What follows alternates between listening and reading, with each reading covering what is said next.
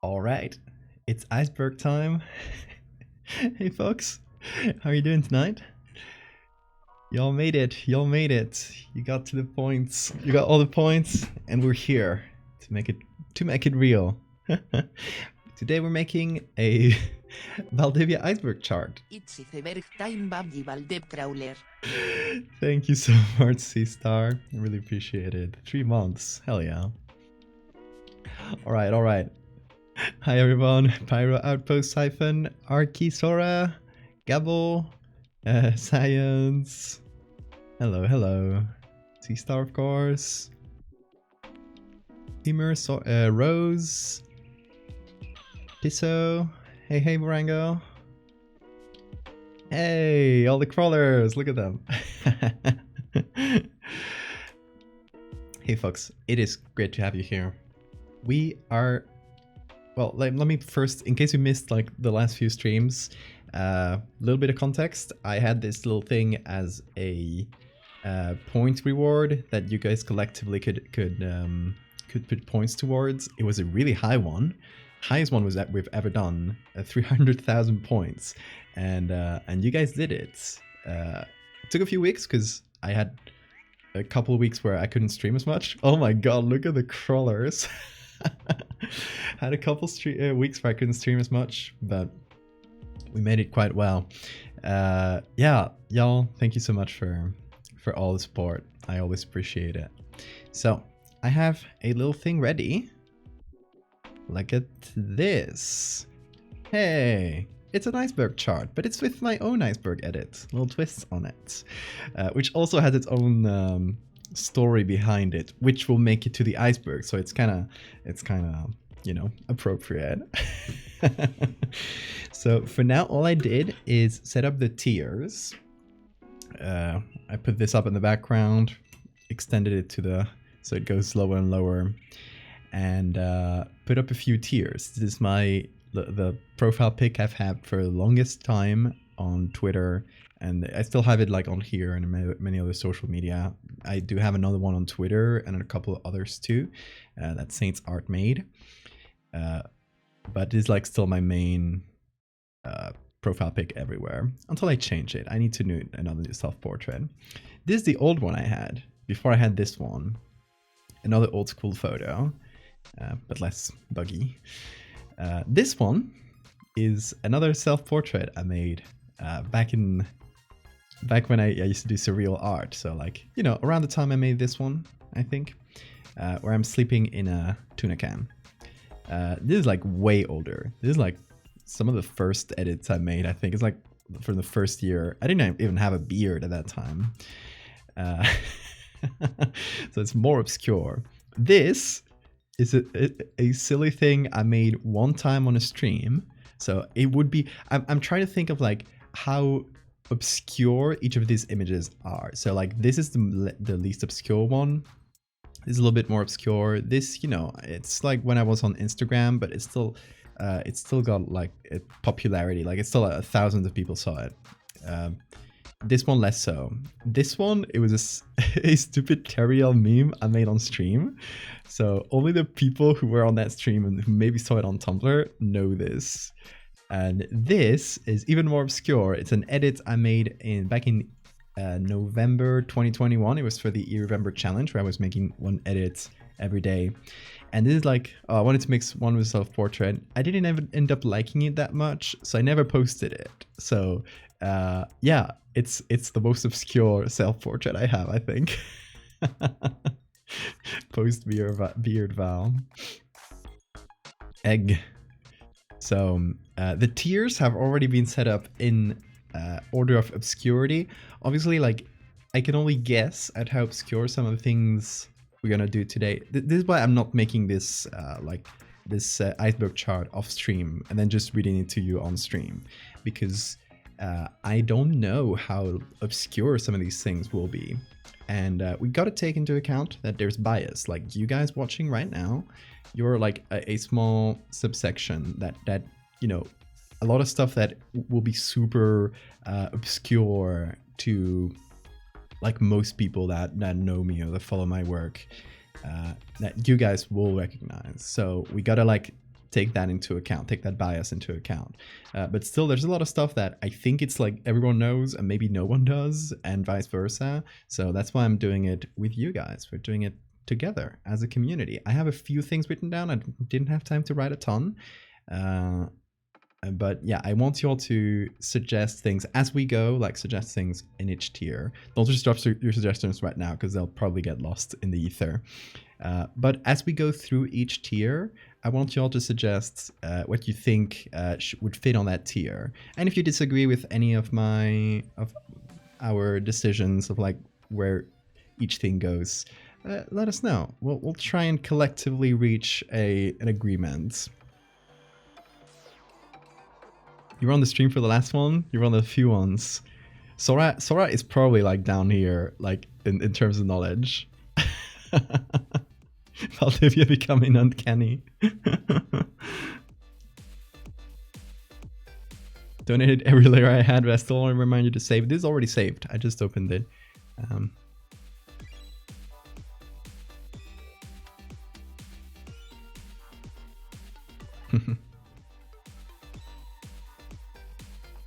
All right, so let's start with the surface. Are y'all ready? I was giving it a little bit of time so that people had time to come in. Let me see if I did end up tweeting this. Yes, I did. Okay.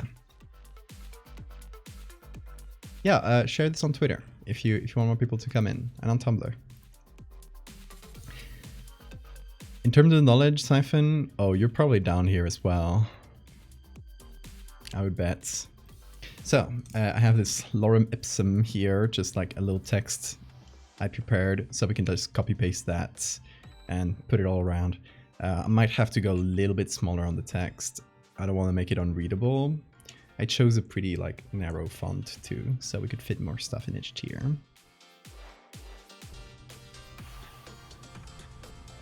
You came here because of the Curious Archives video, so I would know about Terry, Megalomorphofractals, a sad and werewolf story. Yeah, those are probably like, that's probably all first tier. So let's see. Let's start with the very basics.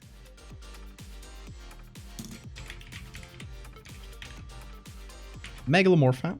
That's my main series that I've been doing for years. That's literally the first horror thing I did.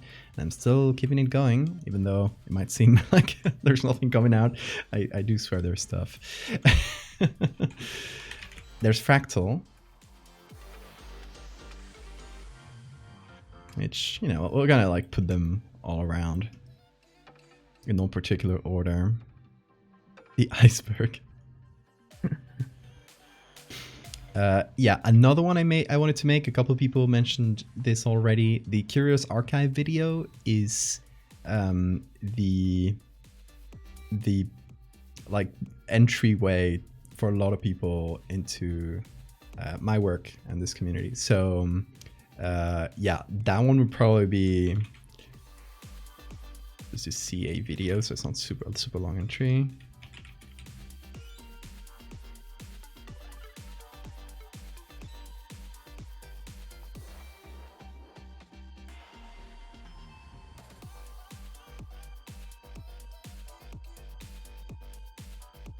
Googly Eyes Angel. So Googliel, I would say, would it be tier 2?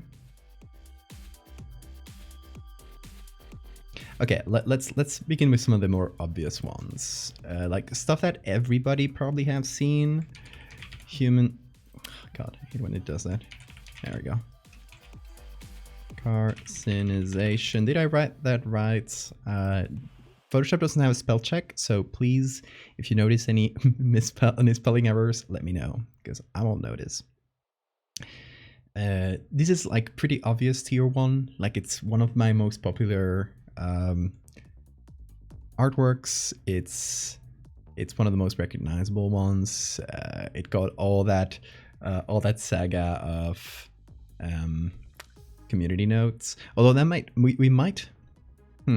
What if we have the community note that this got in a lower tier, like tier 2 or tier 3, perhaps? What do you guys think? Clanderith would probably be tier 3. Yeah, I'm gonna note down like ideas I see floating around.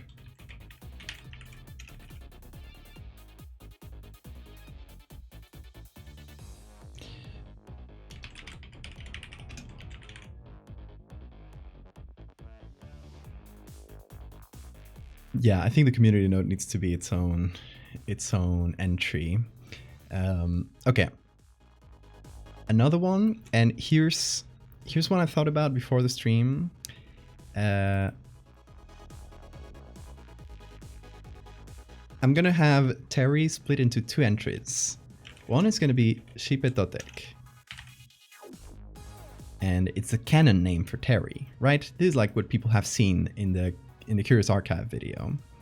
But then there's Terry, and Terry's tier 2 because not a lot of people know that its name for us is Terry. Get community noted. What about Greg? Oh, you're going for that. You're going for the obscure ones already. Save this up for later. Oh, it's sending to a Discord channel. I think you miss. Well, I don't know. It's sending me to like a random message. I did get community notes a few times, yeah. But the most notable one is the carcinization one.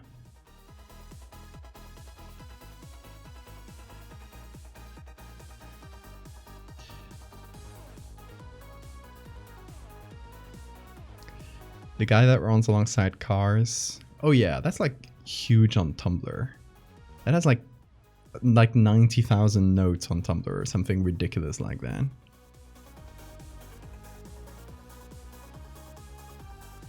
I need to put Bean in there. Okay, is Bean tier 1 or tier 2? What do you guys think?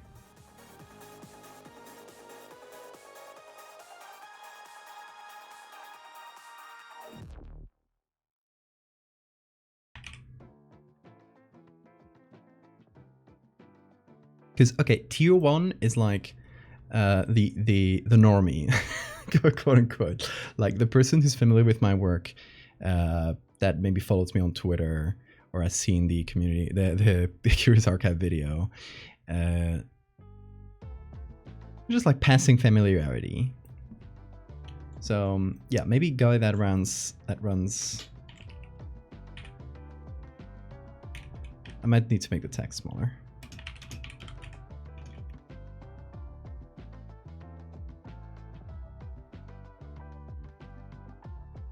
Let's take all the text and make it all smaller so I can fit more.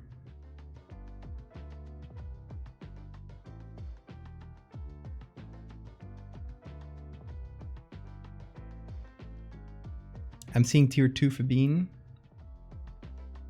Yeah, like Bean has appeared in a like the 2 times that I've posted Bean, like Bean edits on Twitter. They've done really well. So a lot of people have seen that, like millions of people. I think Bean might actually be tier 1. Like Bean as the Bean that appears in the edits. Like in total, like maybe 2 million people have seen that. Which is lots.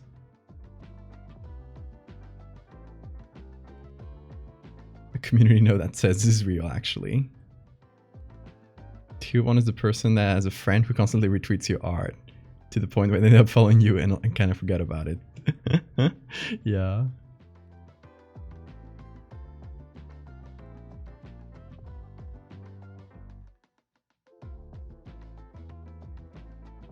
No, Twitch follower is like tier 3, I would say.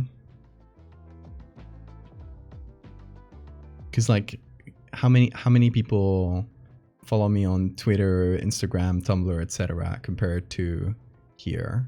Like that's a small subsection.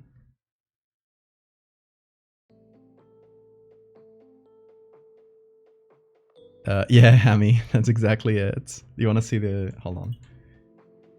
Let me show you the OG. Here.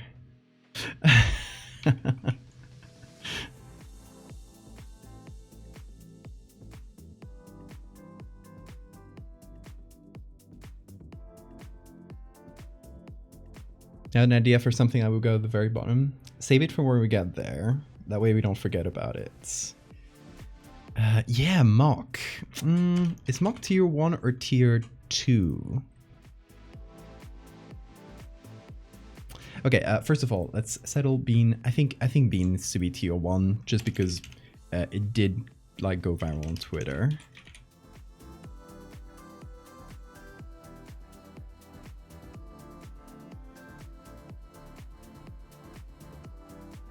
Tier 3 is active Twitch follower. Yeah, maybe. Like, Twitch followers like would be between tier 2 and tier 3. Depending. Like, there's obviously gonna be people who are in like all the lower tiers, but...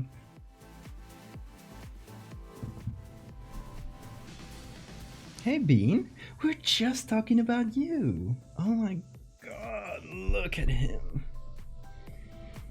I was just talking about you. Look, you made it to tier 1. You see right there? Yeah. Ooh, yeah. Yeah. Ooh.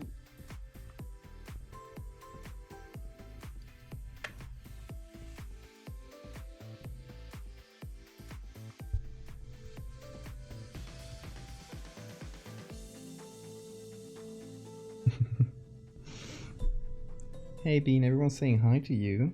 Hello. Hola, frijolito. Did you hear that? Hola, frijolito.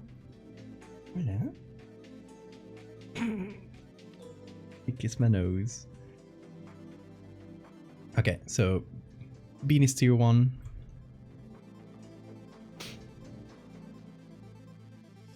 Bean is the Bean in Chicago?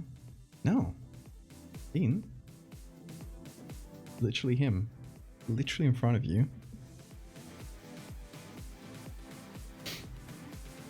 Okay.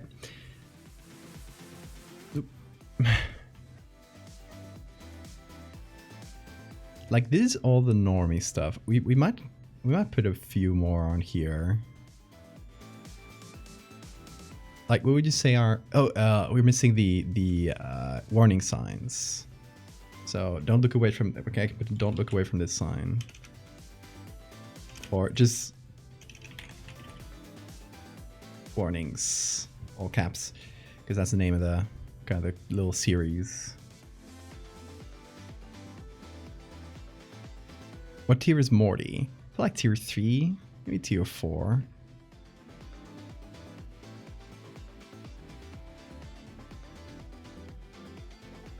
Being edited to be the Bean in Chicago.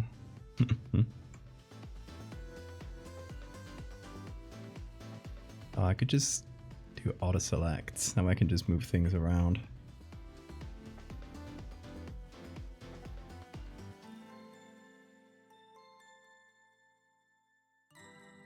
Okay, we got a pretty filled out tier 1. How about Mock? What do you guys think?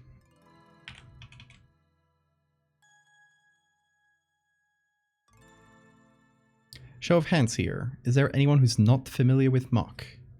Because it's been a few years. I think that was 2021 or something.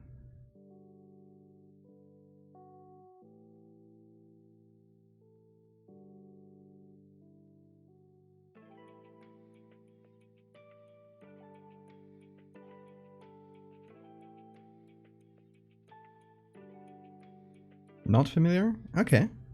Okay, then I think that puts it in tier 2, because it was still very popular like at its time, but it did fade out a bit. Okay, now this is a time like all the stuff we've seen so far. I felt no need to explain it because like why would I? Everyone knows about it. If you're here, you know about it. Presumably. If you don't, let me know. If you don't recognize any from the first tier, let me know. But Mock is a little bit less known. So Mock is mountain creature. I'm gonna see if my website is still there. Yeah, okay. My website is still the second result for that. Okay, so there was someone making a post on Reddit saying that they found humanoid encounters Reddit, and they said Canada mountain creature caught running behind Google car, and it's literally this. Like, it's a speck on a camera that maybe you can maybe see it, but I found it really funny, and I said, oh, I'm gonna draw it. I'm just gonna like trace over it what I think I'm seeing, and then just do a couple of drawings, and it went super viral. And I told people like, hey, everyone start making fan art of this. Like, we need a bunch of art of this creature, and it really exploded. And here's, hopefully it works. There we go. Here's the thread where that happened, and a bunch of people made art. Here's Trevor's like little chicken arms.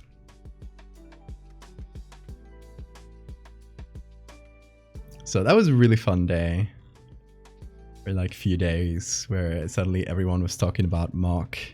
And if you check there in the background, little woodcuts that I have, that's mock.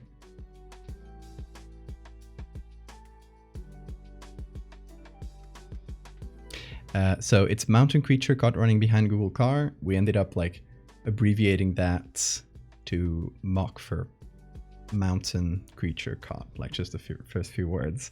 It needed a shorter name because it was a lot to say, and I ended up making a bunch of edits of mock, seeing scenes from the Google car, a bunch more scenes like next to the road with like little mocklings. So that's mock. And some guys on TikTok thought it was real, so that's also funny.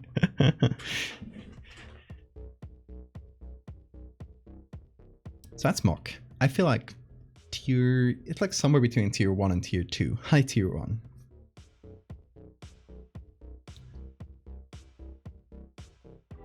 Okay. Googliel needs to go here. Thank you. I will. Thank you, Sophia. 10 months. Hell yeah. Really appreciate that. What was it? Oh yeah, Googliel. God dang, there.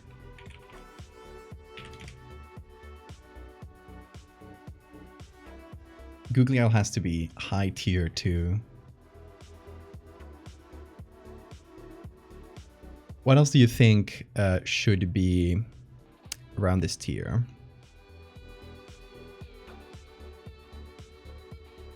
What folder is Siphon? Oh yeah, I got one. I got one for this tier.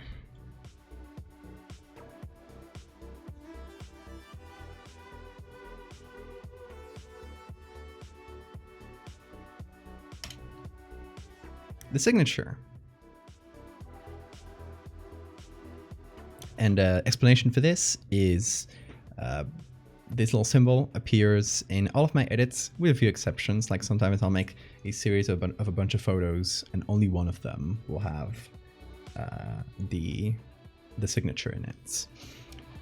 But this is hidden in every edit, and I feel like most people that follow me a little bit closely know that it is how I sign things, but like the people who just follow me on Twitter, they had no idea.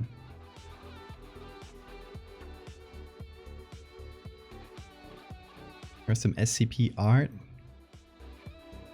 Yeah. Do you think that warrants a place in the... Like, we can't do every piece of art on here.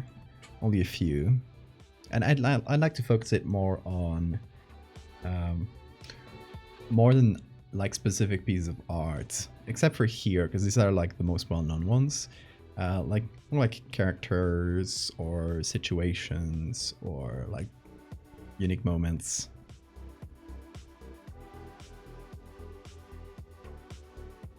Like maybe the mermaids.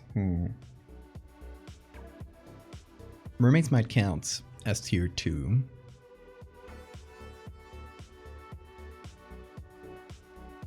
We can do the mermaids. They're like distinct enough, and they've been recurring. I've done 3 mermaid edits.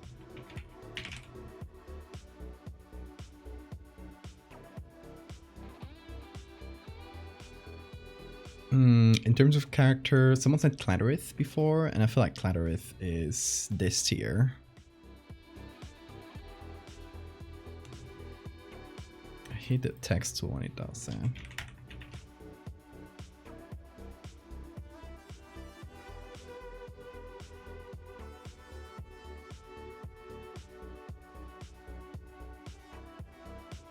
Cryptid butts. The save reminder, thank you.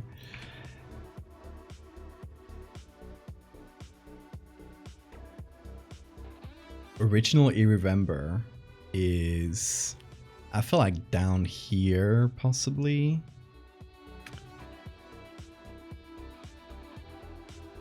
I just don't know if like Irremember in general, like it's just a challenge. I think it should be like stuff in that challenge, if that makes sense. Family Ghost. Family Ghosts. I feel like that's tier 3. Oh yeah, I should start explaining a bit more these things. Clatterith is, hold on, I think it might be, Googly Owl might be in collections here. No.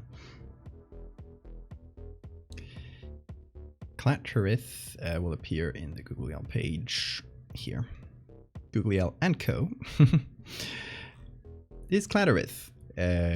She is Googly Owl's friend and the demon that taught Googly Owl how to create its own eyes. Because Googly Owl has lore, if you don't know. Googly Owl was actually an angel born without eyes, who was kicked out of heaven because it dared defy like God's plan, basically, of not have them have eyes, by creating their own eyes, which is why they're googly. And this was Clatterith, who has a chattering teeth as in her midsection, was the one who taught it how to do it.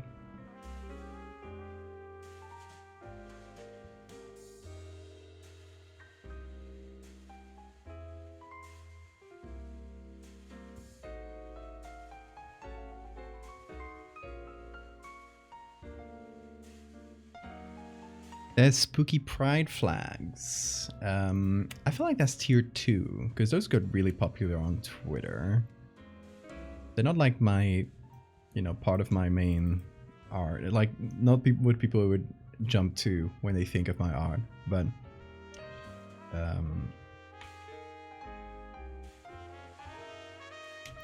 found footage, pride flags.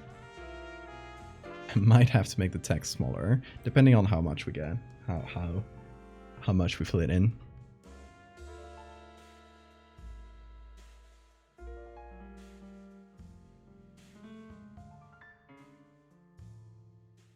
Your siblings saw the result of the chupacabras. I sent him the clip of it twerking.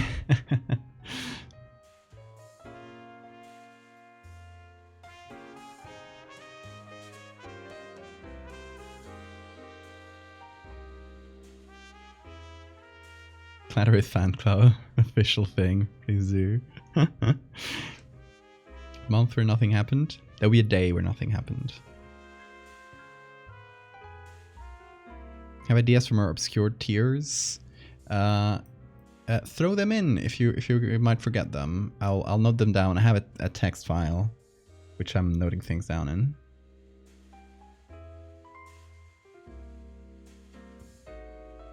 What tier is human ivory? Second, third tier. But I'm not gonna like start making an entry for every single piece of art that I made, because there's hundreds and hundreds of them. So there's things that are gonna be left out. The troop, hashtag the troop, really good one. We got that trending on Twitter, which I think deserves a higher tier. So I think that's gonna be here. So hashtag the troop was, goddamn, here. One day, Oki Okie Deer here on Twitch. I'm gonna do shout outs.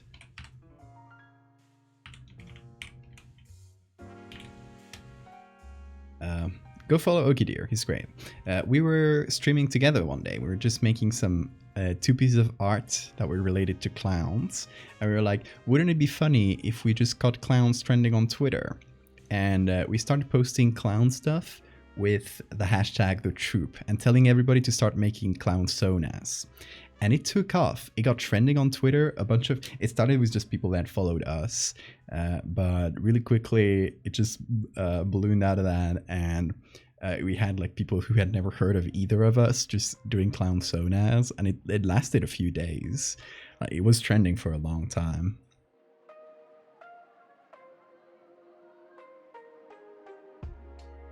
So go follow Uki. That was great. Thank you for the suggestion, Rose. The guy who stole my art for an album cover. Yeah, I was saving that one for tier 3. Okay, let me just really quickly show you the troop. The stuff I made for the troop. That was back when I made... Hold on. It should be... Okay, what I was making during that stream was this piece, Knick Knack the Clown, which is a scary clown that only exists in Reflections. But it also led to me making clown facts, which I love. I'm really proud of these. Like, did you know clowns can inflate their noses up to a diameter of 30 centimeters? This is known as honking. While this behavior is often seen when it feels threatened, a trained clown may also honk for entertainment. Releasing the contained air in a burst creates their iconic sound. So the troop led to this. It was beautiful when that happened. Habitat and instrumental, that's like low tier for sure.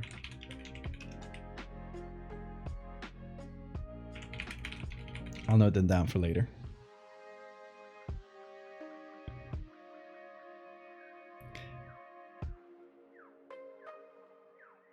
Okay. Let's continue. Like, this is still pretty popular stuff.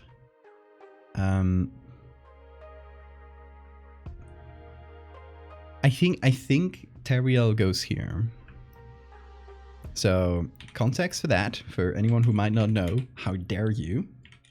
Teriel is the ship between Terry and Googliel. Terry being the meat planet and Googliel being the Googlia angel. So, if you've never heard of this, welcome to a wonderful world. I ended up making art for it. It kind of started... It just started as me joking in the Discord server, saying like, haha, nobody could ever like ship, like I can't have like a real quote unquote fandom because people can't really ship my characters, and that's like one of the main things of fandoms. And then I joked, oh, someone should ship the Googliel and Terry. And obviously people took that as a challenge, and it very quickly actually turned into a real thing. This was made months later when it got to such a like, it became so big that I decided I'm gonna make it canon. But let me show you a few Teriel fan arts. I astroturfed the ship. I absolutely did. This one. This is my desktop background right now. Thank you to everybody who made cool Teriel art.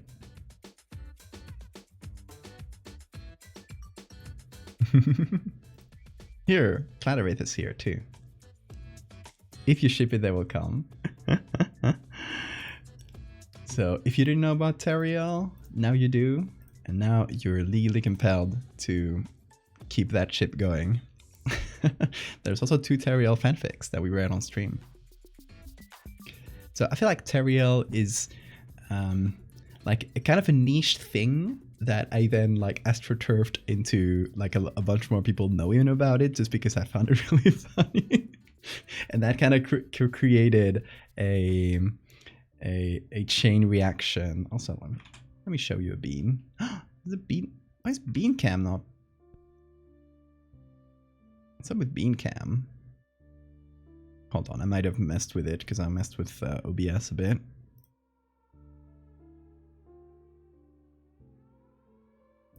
Okay. Why is bean cam not showing up? Something's wrong with it. I think bean cam broke.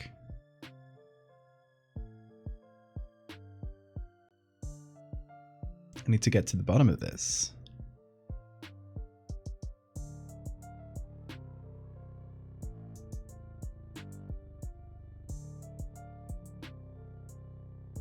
There it is. Oh, there. Okay.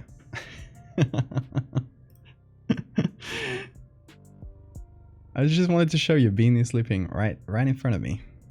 He's on my tablet, but I don't care today. Just using my mouse. Bean cam fixed. It's all good. Nothing to worry about. The little Morty is back there too, but he's sleepy, so we're not gonna bother him. He's gonna go goblin mode later, I bet. Okay, so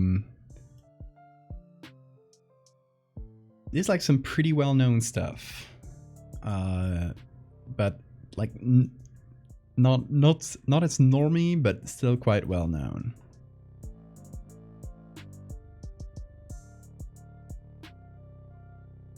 Material fix, yeah. We also one day we took over. By the way, that this image is because one day I noticed that if you went to Tumblr and went to the hashtag Teriel, which is where I was posting all the Teriel art and stuff, I noticed that there was another ship from like Karate Kid or something, which between I don't even know the name of the characters, but they also used this ship named Teriel, but it was like a really niche thing. There weren't a lot of posts, so I decided, oh, we have to take this over from this lesser ship, and that's why I decided to do a bunch of Teriel memes, just bad Teriel memes, to take over the tag, like this one. And this one, which is where the face comes from.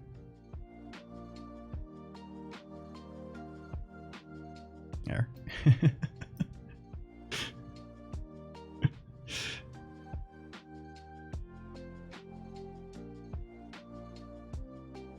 This was a very silly stream.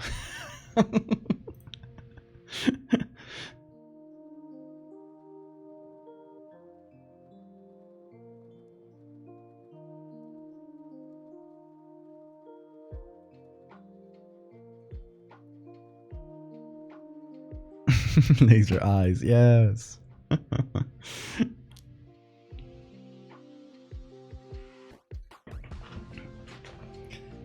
Okay, so I think we've more or less filled out tier 2 in terms of obscurity. We can still like go back and add things to it or move things around once we have everything kind of set up. We can like distribute them a bit better. But for now, it's all about like filling things up. Oh, we were talking before the community notes that the human carcinization got. I think for the text of this one, I wanted to be something that the community notes said. So let me find it real quick, which it's also going to be context. Find it on Twitter real quick. Community. Okay.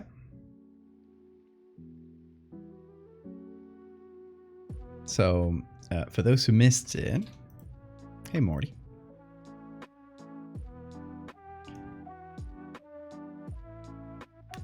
My art here, the human carcinization art, got this community note. It's removed now. It disappeared weeks later for some reason. But it said, this information is fabricated and is fiction, as stated by OP. Out-of-context fantasy stated as real facts and not immediately identified as fiction can be disturbing and induce paranoia on some people. I think for the iceberg, instead of just saying like community notes or like carcinization community notes, I think it should say like out-of-context fantasy can induce paranoia or something like that.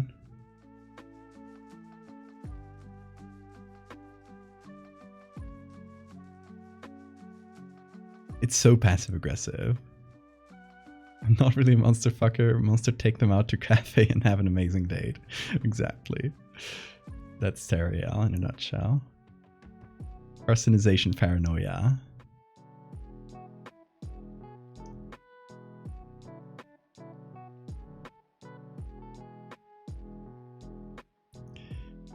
We can't make it super long because I don't want it to cover like half the tier, but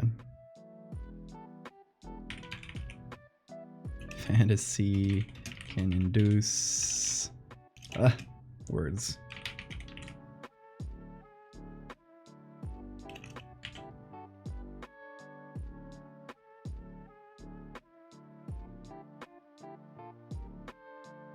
There we go. As shortened as we can do it.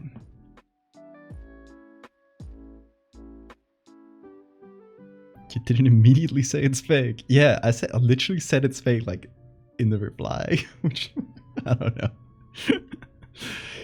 know. Oh, what about Snopes? What about appearing on Snopes twice? 3 times, actually.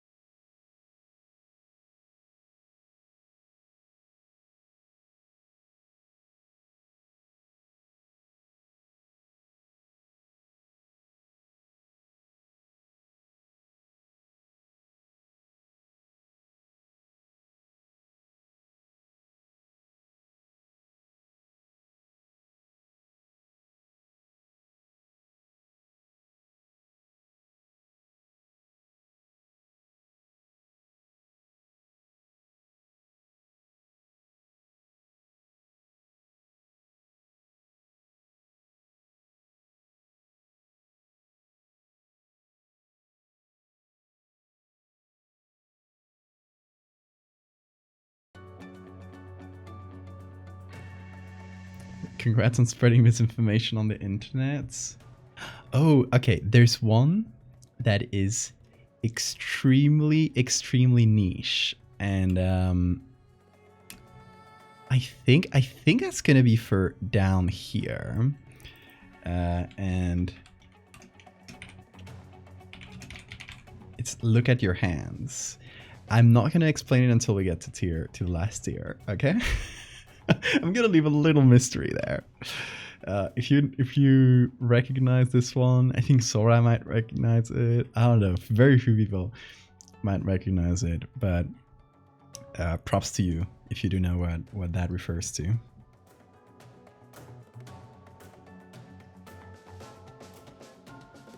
What tier's the Discord server? I feel like the Discord server itself wouldn't be in a tier, but things that happened in the Discord server would. They would bring the lower tiers just because like there's less people that I've seen it.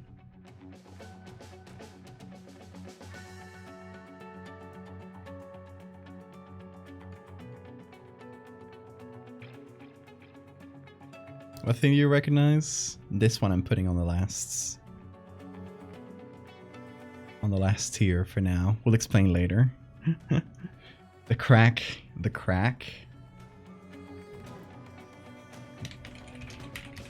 I think that's gonna be lower tiers too. We'll get there when we get to it. Thank you for the safe reminder. Let's see. Morty, who's right here, literally. What do you think? What tier do you think Morty is? Because Morty's only appeared on streams, so that naturally makes it like tier 3, 4. But it's not like Bean who appears on every stream. He's only been here like this month, and then a couple weeks, 2 months ago, and then a few weeks back in November too.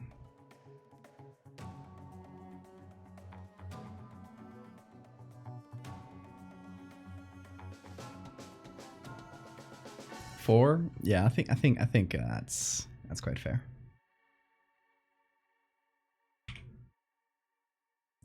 So if you're not familiar with Morty, you've seen it right there in the background. You'll see him more later because he'll wake up at some point and decide it's time for chaos. So Morty would be there. Here's another one that I think would be good for tier 3 is this.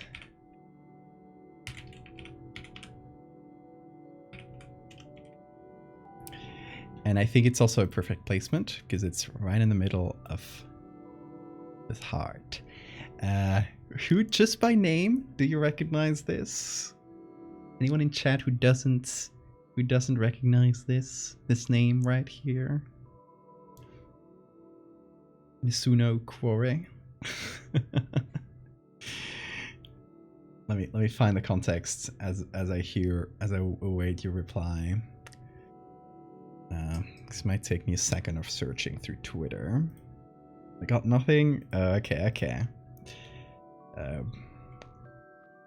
Let's see.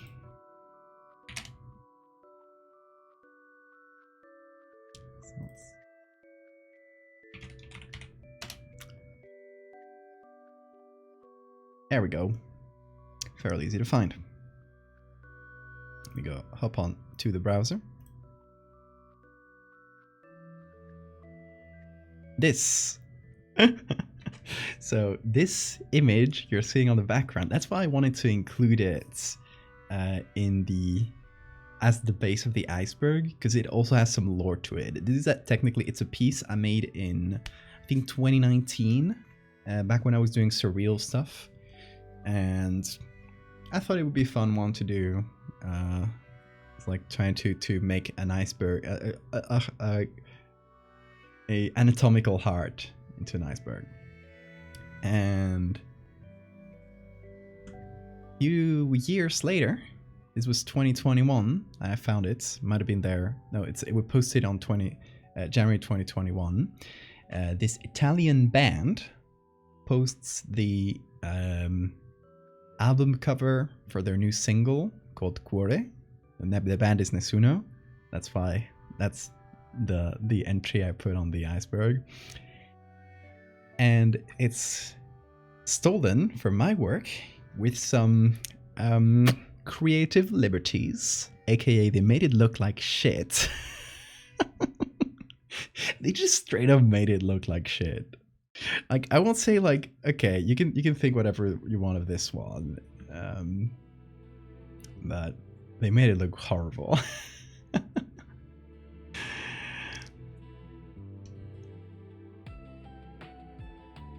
So I could have put it as like stolen artwork or something, but I did want it to feel a little bit more obscure. So that's why I'm using the actual album's name. They didn't even remove my signature? No, why would they? They don't know. Like, the person who stole it doesn't know I signed pictures like this. So to them it would have been just another part of the picture. And oh, you don't know the fun thing? This glowing lady that's in the center, they stole it from the Pathfinder art book. So it's also stolen artwork. I was informed of this. Yeah, it's from the Pathfinder game here. Oh, what is this? Oh, hold on. It's cutting off the. There we go. It's cutting off a little bit of the page. Did they take it down? They ended up taking it down, but it took me calling them out publicly for them to do it. Because I tried to contact them a million times before and didn't work. Very shameless, yeah. You know the worst part? It's not like the band stole it. The band didn't do it knowingly. They hired someone who self-styled as a graphics creator on Instagram, whose Instagram feed is like all him posing with Lambos. That is there, definitely not theirs, not his.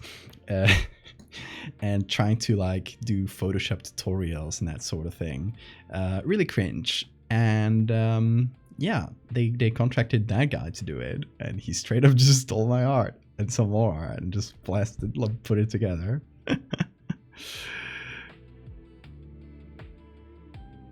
Hey, Bean. Oi, oi, oi, oi, oi. So that's where Nessuno Cuore comes from.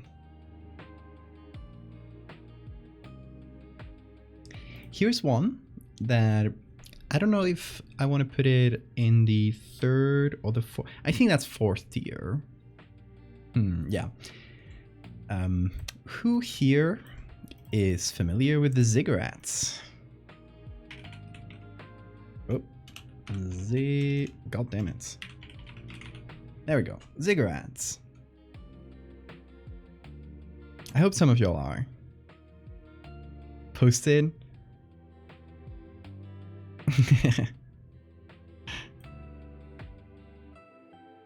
Mafolio. His name is Goffio, okay? Close enough, but Goffio is a good one. I'll put it up, I'll note it down for after I explain this.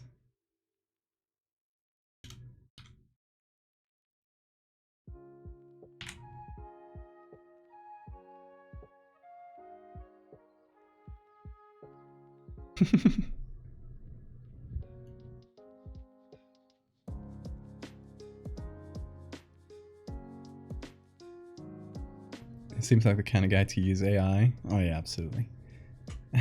Confio ma folio valdés-hevia. Oh baby. Okay, so the Ziggurats is an art series where I did like about 50 photos. It's actually like, if you just take it like on the photos I've done alone, probably my biggest series. And then I never posted it for a few reasons. I was stuck with the writing because I didn't want to, like, I didn't know like the general story, but there was a lot of like writing to figure out to actually make it into a good story and not just like a cool series of images. And then Twitter collapsed, so I originally intended it as a Twitter thread where it would go on for like days, and But now I don't trust Twitter anymore, and I don't even want it to be like its final place, like its main place, because I worked really hard on it, and I don't even know how much Twitter is going to exist for at this rate. So I'm thinking of other alternatives. It's definitely going to exist in some form someday, but I'm thinking of just posting it to its own place on the internet. Just like buying a domain, making it look like an old blog, and posting it there. Something like that. Not sure, but it's gonna take its own form someday. But I'm gonna show you a couple pictures from the ziggurat, so you know what I'm talking about. I'll probably end up like making even more pictures, because I didn't even make all the ones I wanted to. Where is it? Here. So the ziggurat was all about exploring this labyrinthine, enormous, brutalist hellscape. So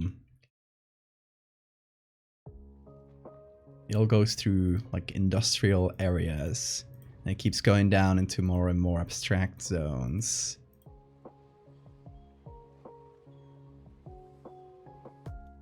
And you're always like walking on top of an abyss. You're basically like, it always keeps going down and down and down. And it just gets weird and abstract.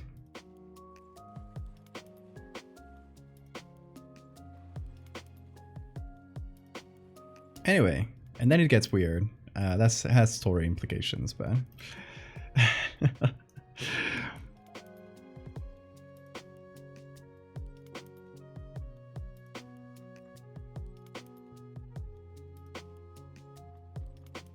Want me to send you in DM suggestions Slough sent me?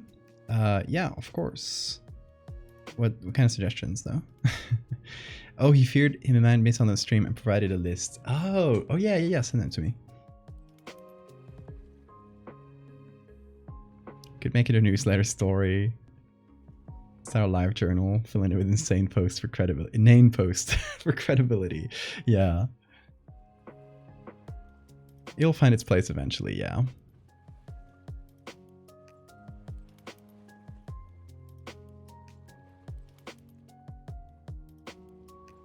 Someone will make a shitty backrooms game knockoff of it, yeah. I also, one of the reasons I was, I never posted it, it's because it just happened to fall, like when I was doing the series, it just happened to be around the time where the backrooms started exploding. And I didn't want to feel like a backrooms knockoff, if that makes sense. It's like, I want it to be its own thing. So by posting it later, I'm shaking off the backrooms accusations.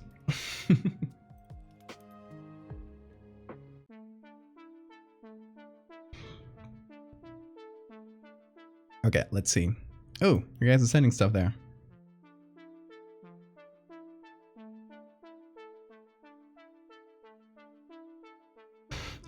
Siphon is sending really niche stuff.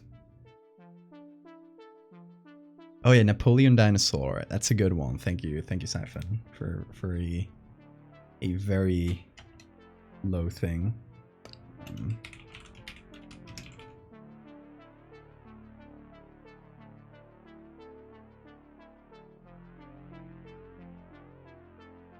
Super lion.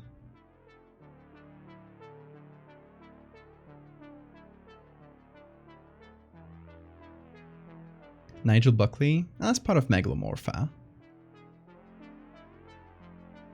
That's not really like, that would be within this one. I do want, if you guys have like fan theories about my work, like just headcanons that you have, I'd love to hear them, because I think those would be fun to put at like the very like insane ending, like the when it gets weird. The backrooms allegations.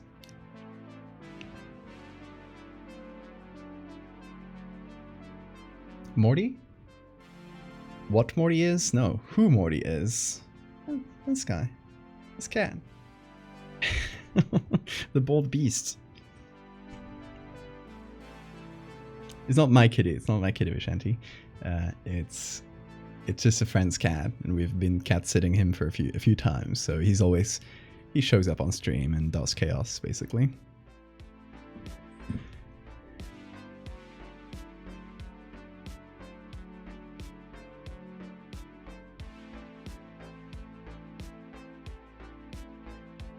Troop, Terry Cheeks. Oh, Terry Cheeks.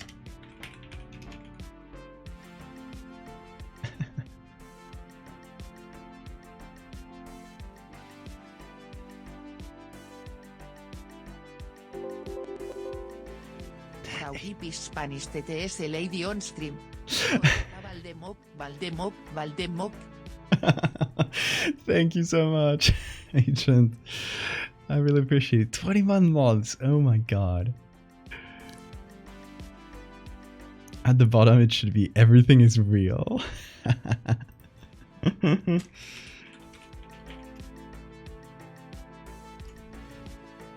The Chaos Kitty, not my Chaos Kitty. Exactly.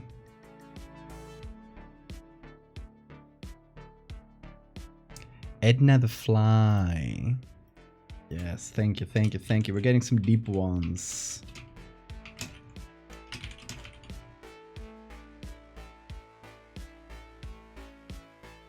We're getting to some of the more niche things. We're gonna, like, I think at this point, since I'm not really gonna get a good grasp of how niche some of these things are, we're just gonna try to fill in those last three levels. Kind of at the same time, we'll just jump between them, I think.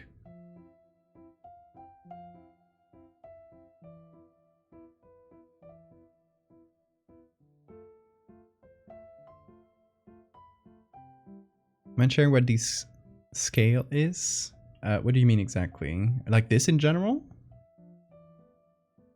The family ghosts. That was a fun thread. I feel like that's tier 2 or 3. Like it wasn't. Yeah, it's not as popular as the stuff on tier 2. So I would say that's here. Let me show you guys family ghosts. It's a little series I did. God damn it! There we go. The Photoshop text tool sucks.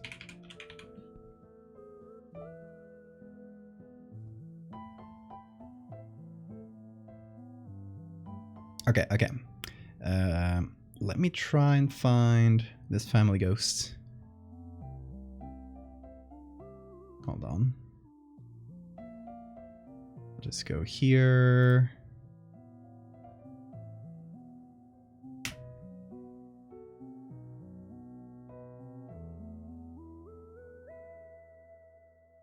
Here. So it was a thread in first person. It was actually the predecessor to Ziggurat in terms of like, oh, there's just like, it's something that's happening to me in first person. And I started looking through, like the whole concept is I'm starting to look through old family photos, and I'm noticing like weird things. Like for example, this hand doesn't make sense, like it's nobody's.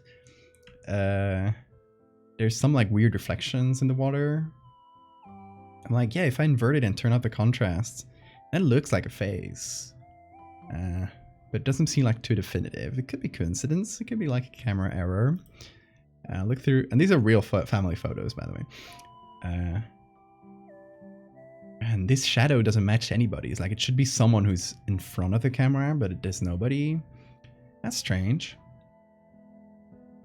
So at some point I start looking through photos of my mom's childhood.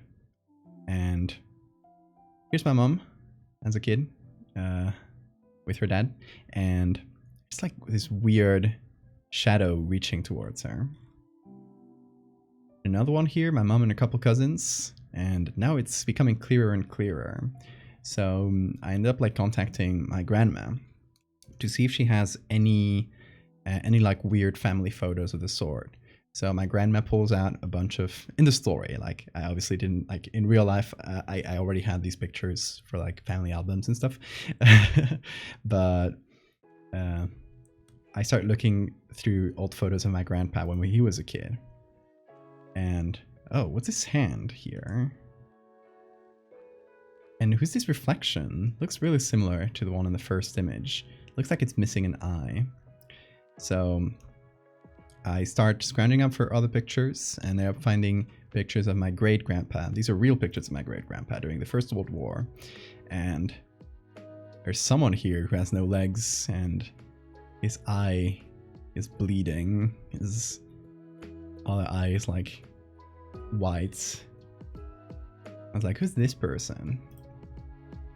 And this is another earlier picture from like that first one is from after World War One, and this one's for during World War One. This is my great grandpa, and here's the guy while he was alive. Turns out he is a ghost, like the ghost of one of the platoon members of my great grandpa, who stuck to him and started sticking to everyone in the family. He would like choose one of the children and stick to them and just like continue going generation to generation and getting like dimmer with each generation.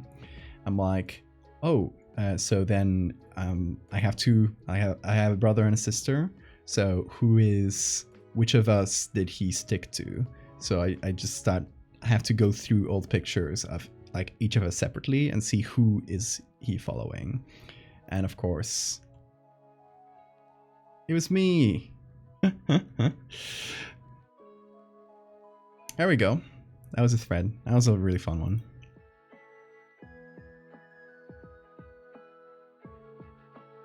Bisabuelo. It's not Spanish. It's from a French side of my family. So not bisabuelo in this case.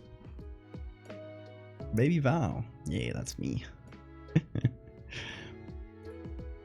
So yeah, that one I think is tier 3 because it's still like publicly posted art. It's not my most popular thing, but it's still out there. But deeper, let's go deeper into the ocean. Someone suggested. Oh, okay. I think this was Siphon who suggested it. Napoleon dinosaur. This is. I think it should be like down here because not a lot of you guys know it, but it is still a very well-known picture. So I think that would make it tier 4. Arrière-grand-père. Very well, Victor. This Napoleon dinosaur is an image I made. Okay, let me see if I can find it. It's 2012? Yeah. This is something I made in 2012 when I was learning, like more than 10 years ago now, when I was learning Photoshop.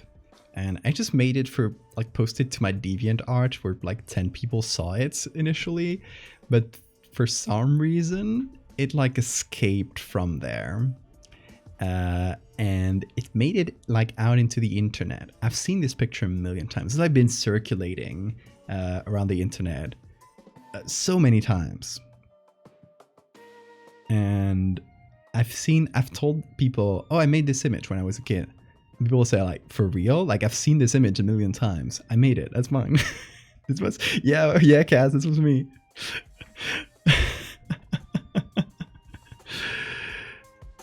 A popular shower curtain? No kidding. So that was me. I made that. Whoops. And I'm very, very sorry to the person who made this really beautiful 3D render of a T-Rex. Because that was their work and I stole it. Like I was a kid. I didn't know I was doing a copyright infringement. I was not posting it for profit either. I was just posting it to a DeviantArt with like 10 people.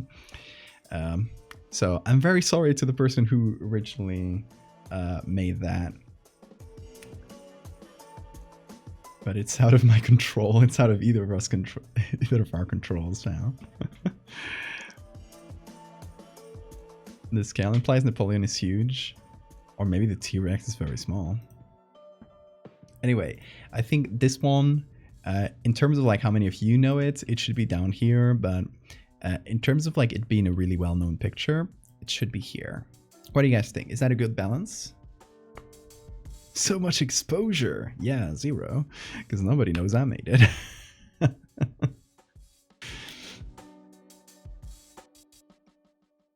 Let's see. What do we have? Goffio. Someone suggested Goffio. So Goffio is this. This here is a ganglion cyst. It's a type of cyst. It's nothing like actually like too dangerous or anything. It's just like a type of cyst that's full of like a synovial liquid, like the liquid that is meant to protect the joints.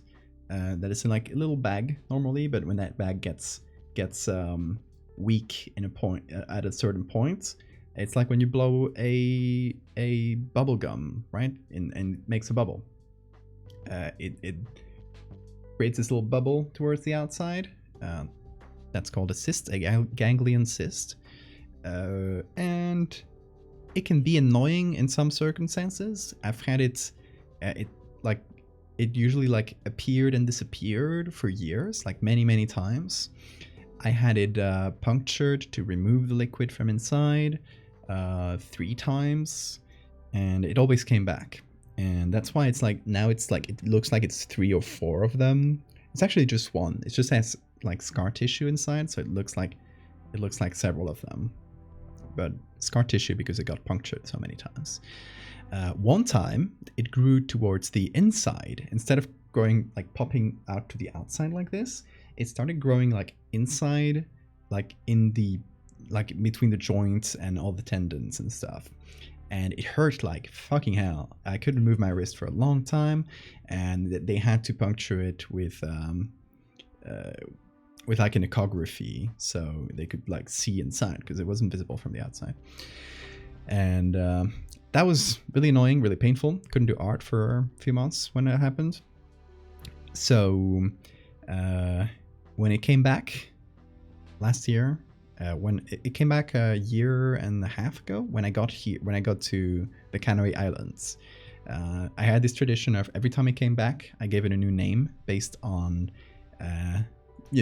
whatever was happening around me when it popped up.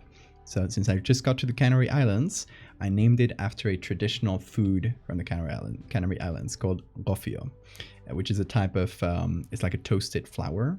So it's flour that doesn't taste like raw, basically.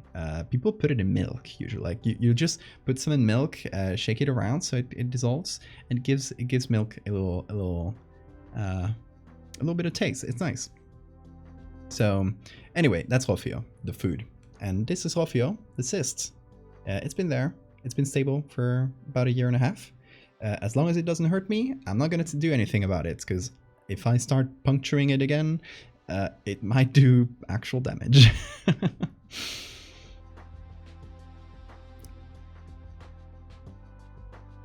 So yeah, right now it's fine. And I can touch it. It's not painful at all. You called it pyrocolid mafolio. Is there any reason it forms? Is it just bad luck?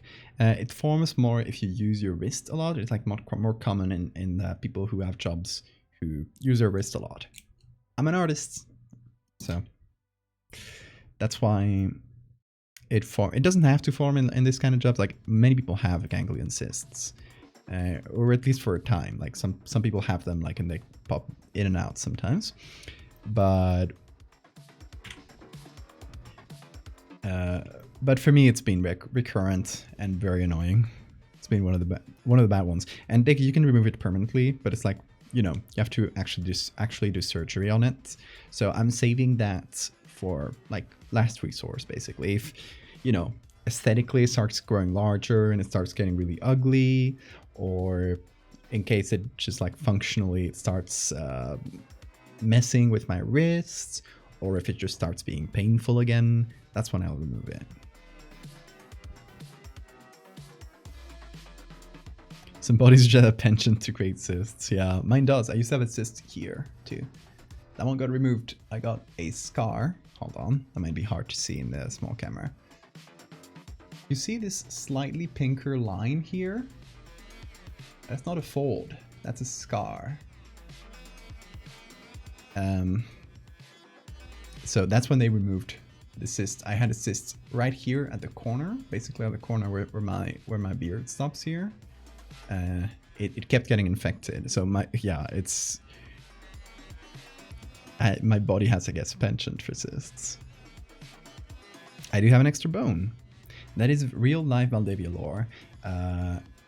There's a the hyoid bone, which is a little horseshoe-shaped bone, which is right here, really small bone. It's the only like floating bone in the body because it's not connected to any other bone.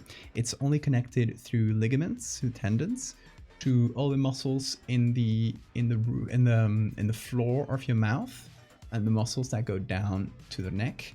So it's kind of a connection between them, and a very small bone that just creates a more stable connection between these, between all these muscles. To be able to remove the cyst, they actually had to snap out, like if you take the horseshoe shape of it, they had to snap out the middle. So the body of it got removed, and I just have those two little ends of them. It's fine because you can still like they connected the ligaments, the tendons of the two muscles to each other. So the bone is not really like necessary per se. It doesn't really like change functionally anything. But since that bone got a chunk cut off and now it's two little bones, I got one more bone than most people. I got extra bone. Actually, that can be in the, that would be funny.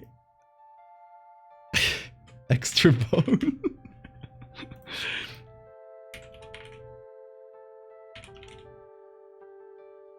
I think that could be like very low in there.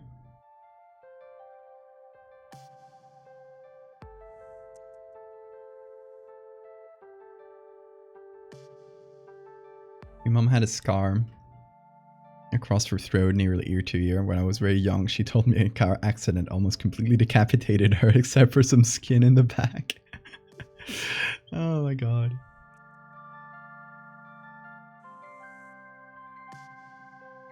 It's from thyroid removal, yeah.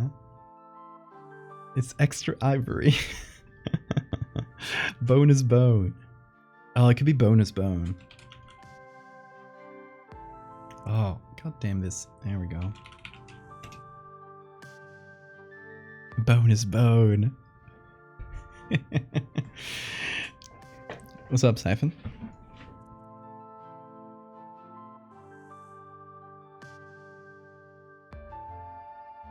Oh, should I explain look at your hands? Oh, Phil and Linda. Okay, we'll get to Phil and Linda in a sec. I think that only you know about this at this point. Anyway, look at your hands. Let me see if I can find the specific moment where this happened on Twitter.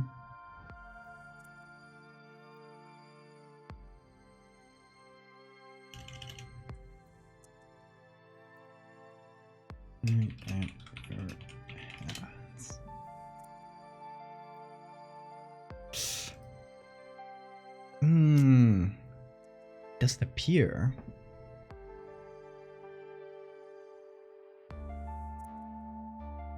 Was it don't look at your hands? Oh. Need to find the specific wording.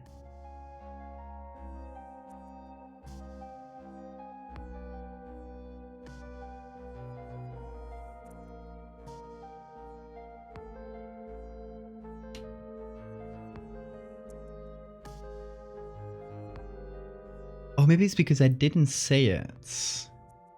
I just had people say it. Oh shit, okay.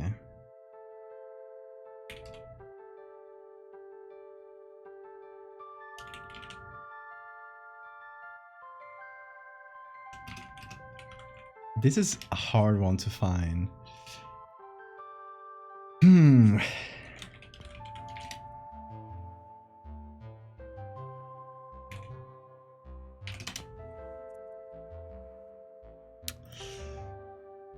I'm looking on Twitter, yeah, because that's where it happened. Twitter search is kind of messed up. I'm using the advanced search Settings.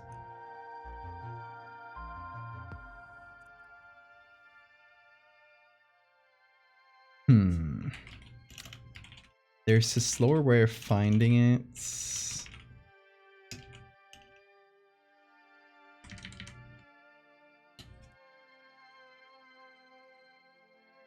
Which is finding the calcium. This was under the calcium hyperproficiency post. The original one, like the first time I made it. Yeah, it's really obscure. Like this is a hard one to find.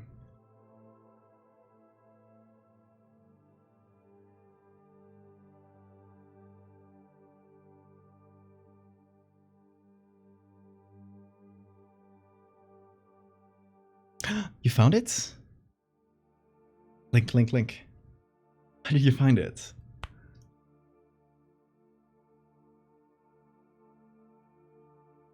Tag me on Discord.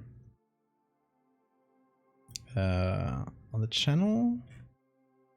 Where did you tag me?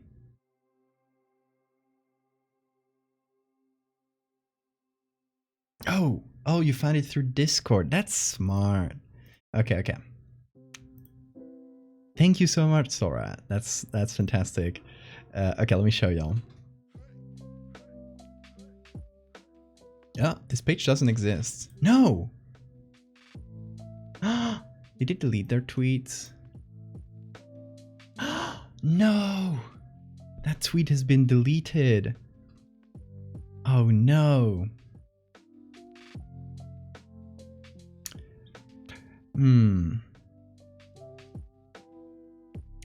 We still have the name of who made that post.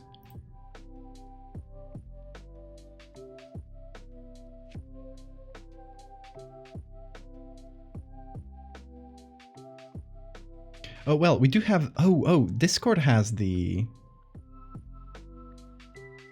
Hold on. Discord has it saved, thankfully. Let me just get a screenshot of that.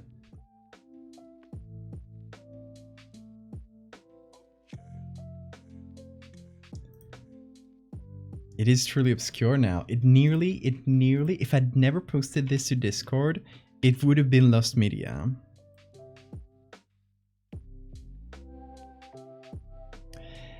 This person replied to someone who was quote tweeting my work, quote tweeting the hand with the teeth. Marty, Anna. Hold on, I'll open the door for the cats because they're scratching it.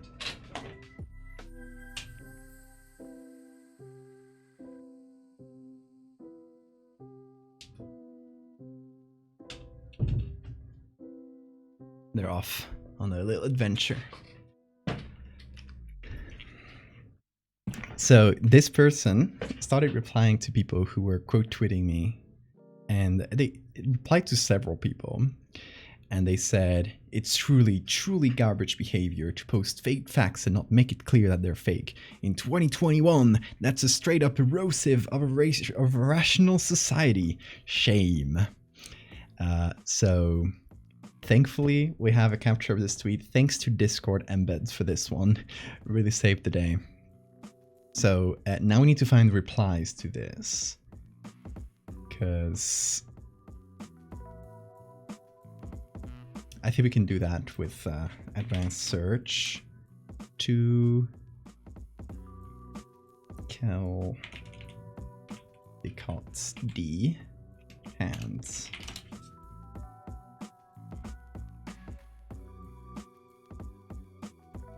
So you did rework for me. Oh, thank you, sorry.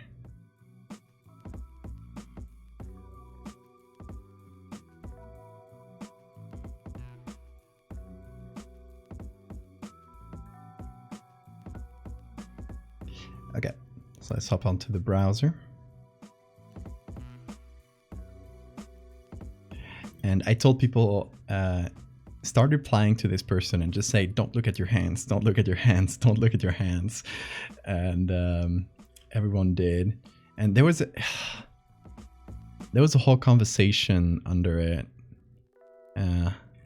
But it doesn't seem to show. God damn. I think maybe because this person deleted their tweets.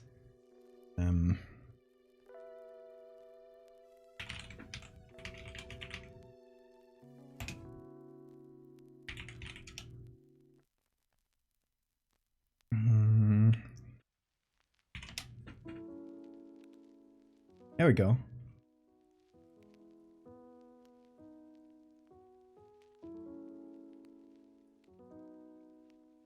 Oh, it's like a whole chain of deleted tweets. Like they started arguing with people in the replies.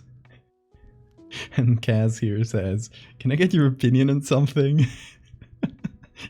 I replied, "The armed duck, Anas brassiforme, is a now endangered subspecies of the American Peking duck, once bred for show but now falling out of favor. The arms are believed to be the result of a reactivation of dormant reptile genes."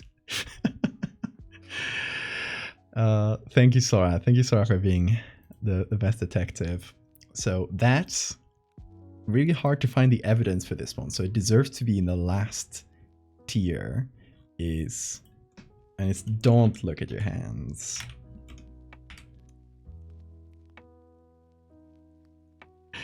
There we go. That's like some investigation right there. Okay, here's another one that I think should be up here. The crack. So,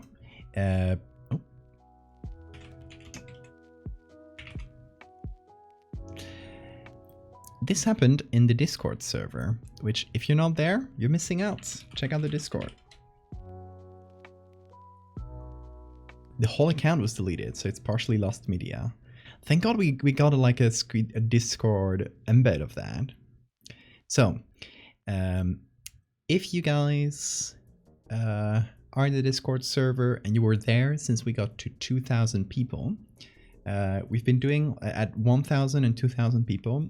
We've done these like big events where we just go crazy and mess up the entire Discord server for a few days, and it's really fun. So this one was a 2,000 member event, and it was called the Crack. And what happened was the whole server split in two. Everyone would suddenly only be able to see a single channel. That was called the Crack, and it told them you can only jump to the left or jump to the right. That was the only choice they got, and they had to reply or to click on one of the reactions, left or right.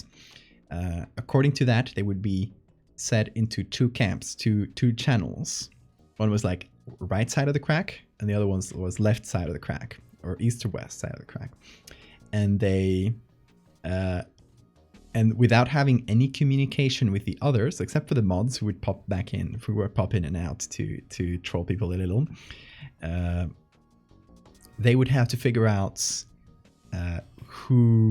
how to get out of there, and they were only told that a single side would win and the other one would be destroyed. So they had to sacrifice people and throw them into the Crack, quote unquote, to be the winning side. So what ended up happening is everybody ended up falling into the Crack. Everybody was forcefully sacrificed, and it was really funny. Okay, Rose, see ya. You got sacrificed, oh yeah. Westicles for life. So that was really fun. That was a really nice event, and we'll be doing something else at 3,000. We don't want to obviously repeat the same things over and over, so we'll try and find something cool to do when we reach 3,000. How many members are we at right now? We are at 2,645 members. So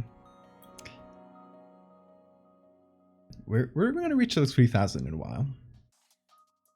Discord lore, yeah.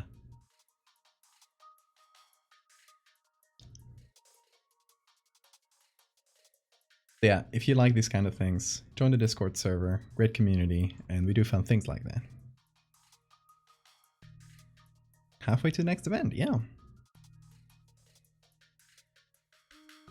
Where do you think the crack goes? Because the crack was still like 2,000 people, or like not everybody in the server participated in it. Let's say 1,000 people participated or saw it. So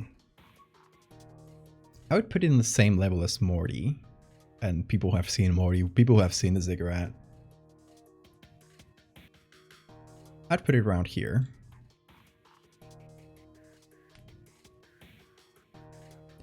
Fed into the crack tag was for everybody who's sacrificed. The crack unifies.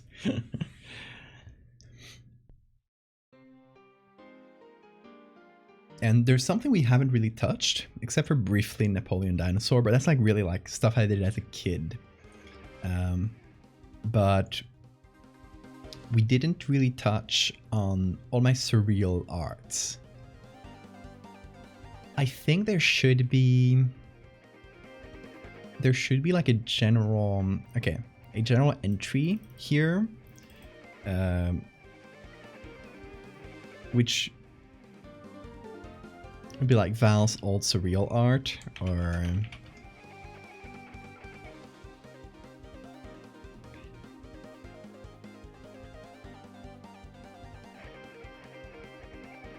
oh, cats want to come back in.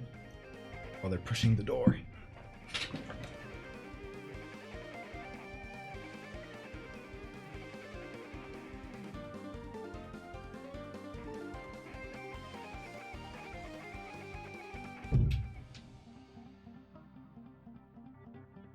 I have a beast. A beast.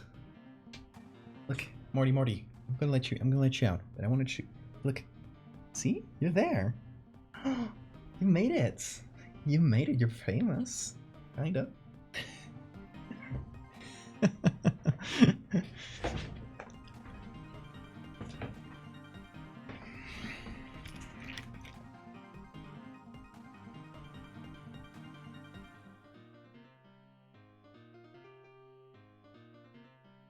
Tio Alfredo is trans. Oh, that's a really good one to put. Oh, that's a really good one. I think that should be like around here, or even lower. I think that's Goffio level.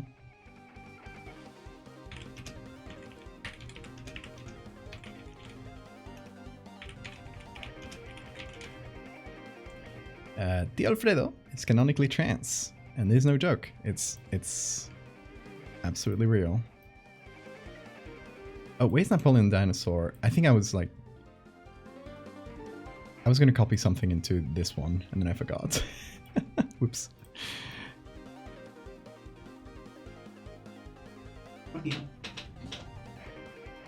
Loves to get on top of my computer, and one day he'll turn it off. He did already, but not on stream. But one day he will turn it off during the stream, and it'll not be fun.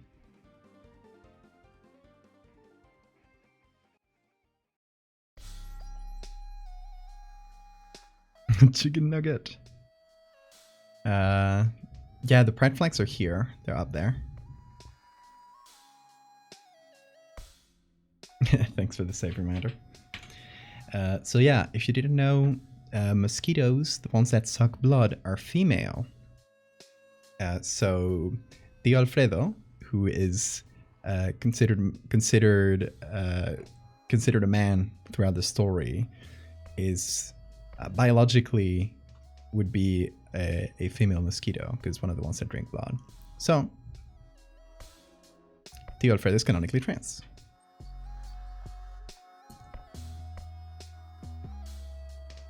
What did I mean to put there? I must have forgotten something while I was talking. Edna the Fly. I think that's Goffio level.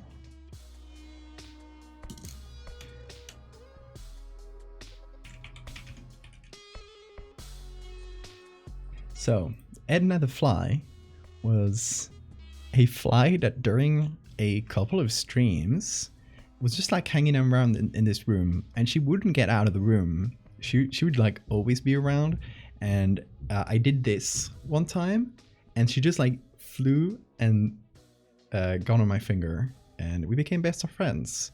I hope she's doing well these days. That was like a year ago. So, Marty.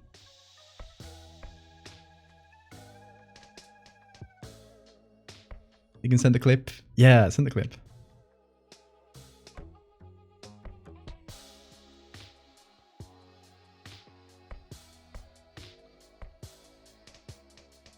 I also think someone suggested everything is real for the last level, which I really like. Hey, Bean. She went to a farm up north. Exactly. She's thriving.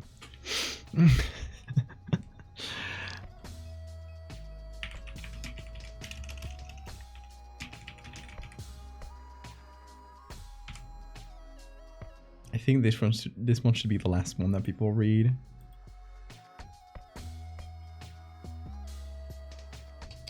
Marty, stop getting on my computer, please. Come on, get out of there. There you go.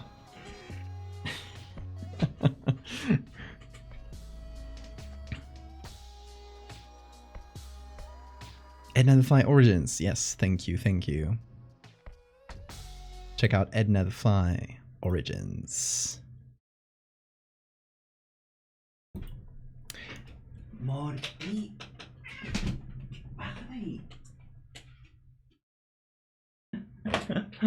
Okay, hold on. I had it muted. Morty keeps getting on top of my computer. They'll usually fly away at this point. This is my little stream bud. They're doing the hand thing where they clean their hands. Very cute. Margaret. Stuart. Edna. Winnipeg. Oh my god. Edna. Susan. Oh, don't go. Hey. Come here. Oh, it came back into my hand. Oh yeah. Look at her. She's amazing. I've trained her already. I'll give you some beans too. Oh, it had so much echo this room before I did the sound treatment. So that was Edna. I'm checking on Morty. I don't trust the guy. Holy shit, 2 Val. This can't be real. So, there's a lot of stuff from before I started doing horror. So before I started even like posting to Twitter, just stuff I used to only post on Instagram. Had like maybe like I think I got to up to 6,000 followers on there. So like not to a lot of people. But I did post like mainly to Instagram, and I had a few things that went viral at that time. So let's actually go back to memory lane. I have these. Oh shit, wrong thing. Here.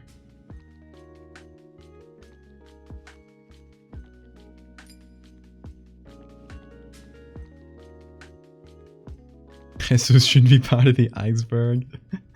A magnanimous stream cryptid, yeah.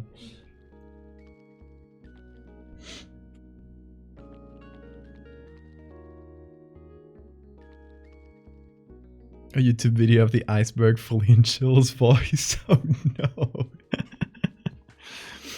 Is that 5th tier pick from the Terry L. Amstuff comic? Exactly. You're a real one for knowing that. So, okay, some of the things I did back when I was doing surreal art was a little series did from time to time. Let me see.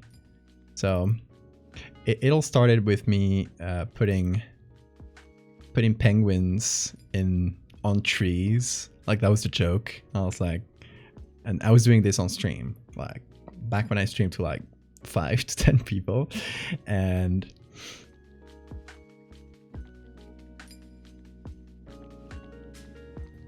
Wait. What is that? I see it back. Oh, that's one. Yeah, Jesus.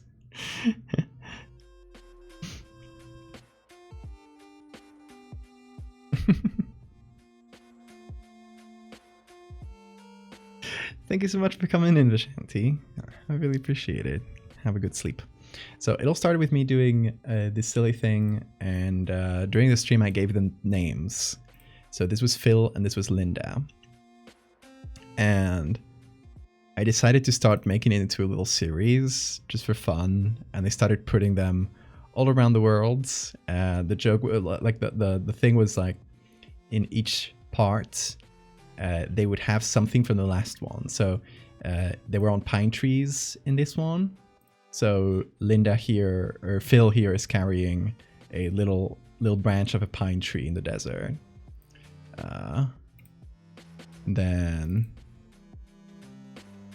And they were out in the city. Linda got herself a nice handbag, really cute. And you can see, like, thrown back there is the turban from the, I don't know why it's like this, like in the corner there. Thrown in the corner there is the turban from the second part, this one. What else? I think I did one more after that. Here. And this one there, we're just swimming around in the corals. And has a little shell necklace. And here are the sunglasses from this part. There was a fun little series. So this is Phil and Linda. That is really obscure. I don't think any of, like, maybe only Siphon knew this one.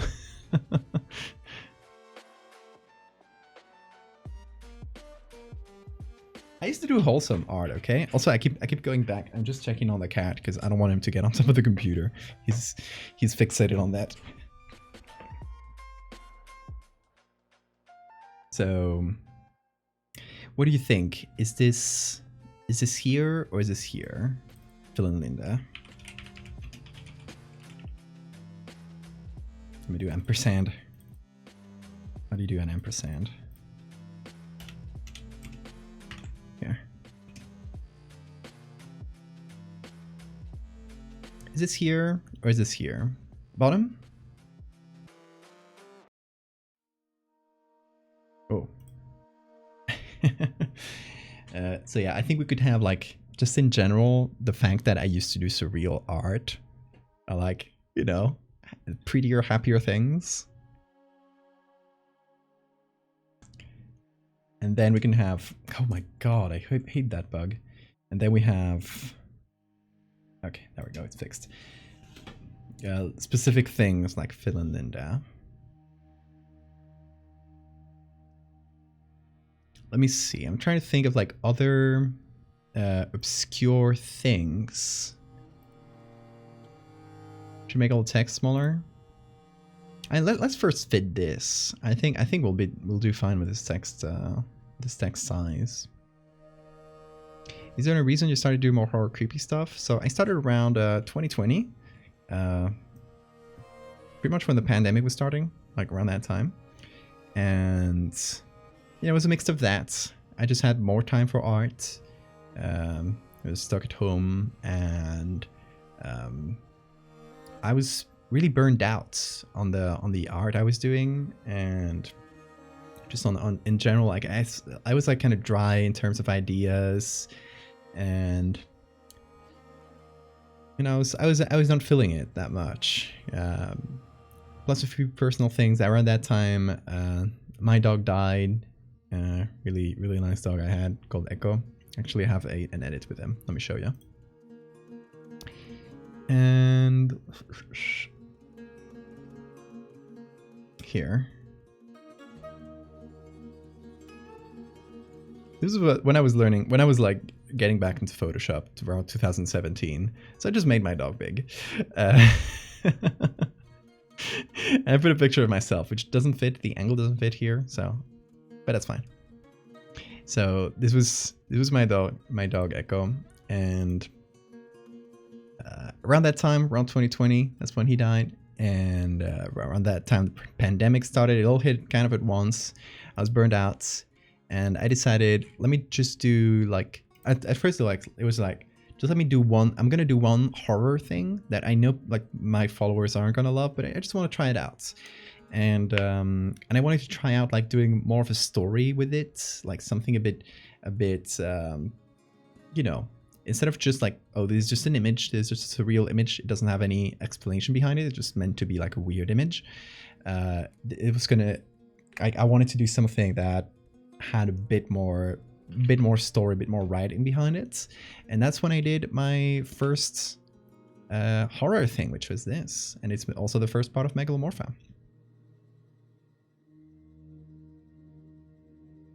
Supremely good boy. Oh, he was so sweet.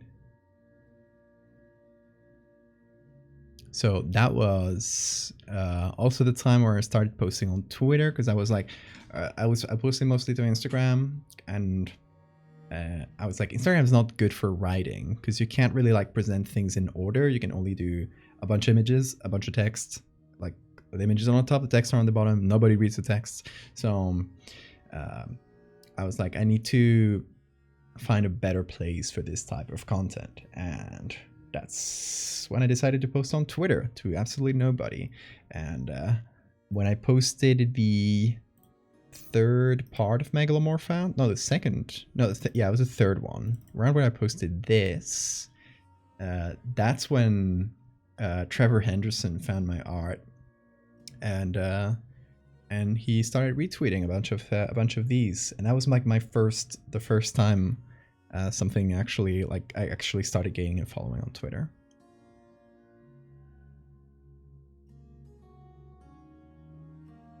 There we go. I had my whole life story for that little question.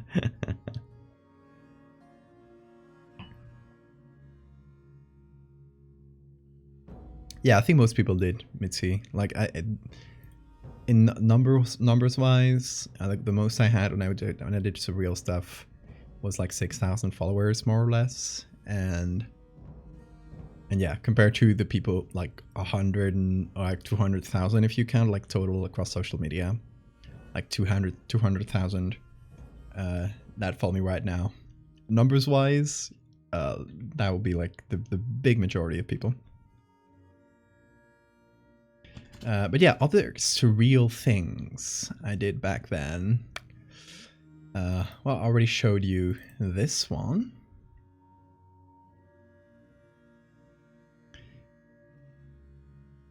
This one was probably the thing I did that had the most success, just because it started getting reshared on Reddit and across Instagram, and it just did really well, surprisingly.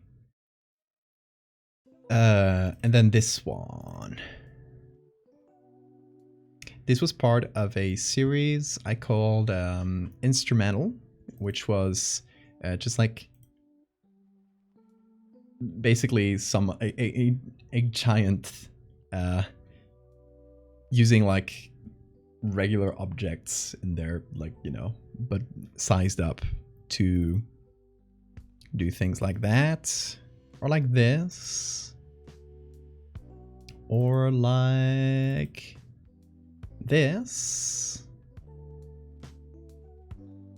or like this. I still own this razor.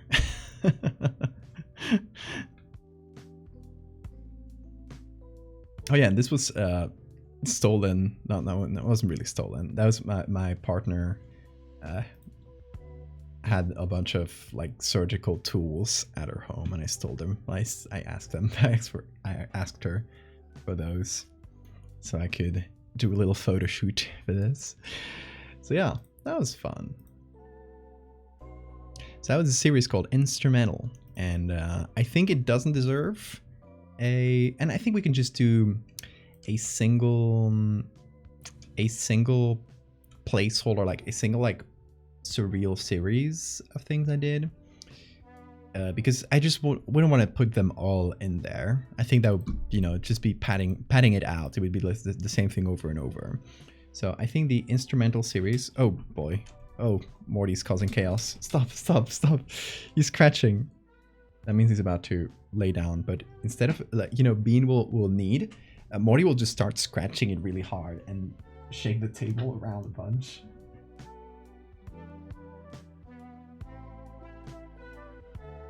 Beast. So sorry if things started moving around a bunch. So this one would be instrumental.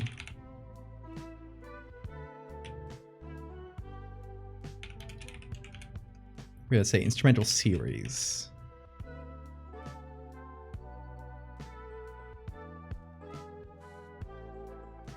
The instrumental man is the most powerful entity in the Valdevia cinematic universe.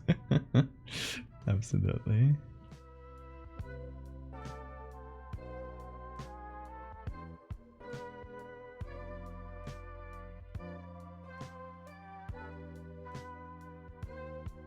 Morty, no, he's trying to press the turn off the screen button. You see right there?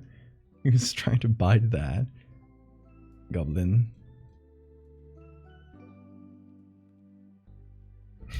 Launch codes.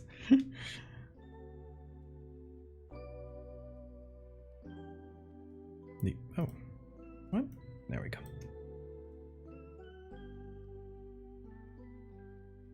Okay, so we're filling this in quite nicely. Oh, good night, Rango. What else do we have? Greg. Okay, where does Greg go? Greg is a very specific character that only existed, like only really had notoriety for like a day or two, but it got its own fan fiction. So I think that's notable enough. So this one was made back in November. I was making like one edit a day, which is why, you know, a lot of them I just like moved on. Like, and this was a month that was really like huge for me from like a lot of the art I did. That's when I did the human carcinization. That's when I did the calcium hyperproficiency. That's when I did Chorb, and Chorb should be in there. The Chorb. And one of the ones we did is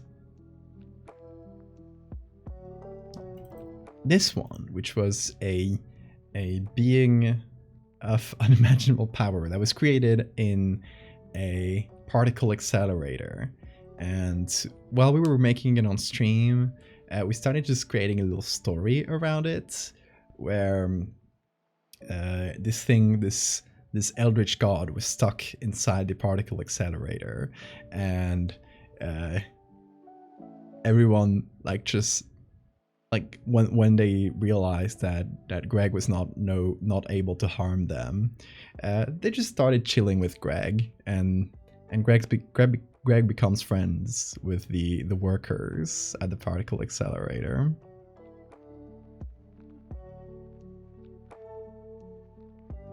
And yeah, they throw tuna sandwiches into the particle accelerator so Greg can eat. So that was like, this character has a bunch of lore to it, but it only kind of existed in this stream, which was fun. So Greg goes, I'm thinking here, maybe even below.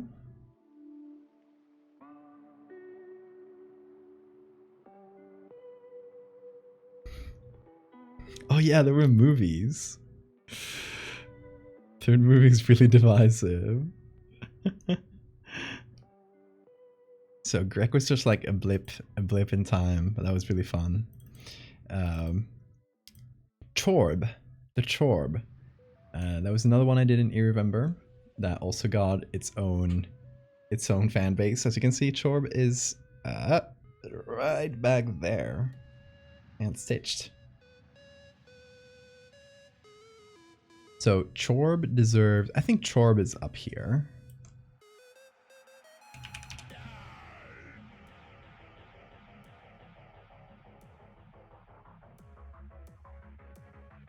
Might be up here. What do you guys think? Is this tier 3 or tier 4?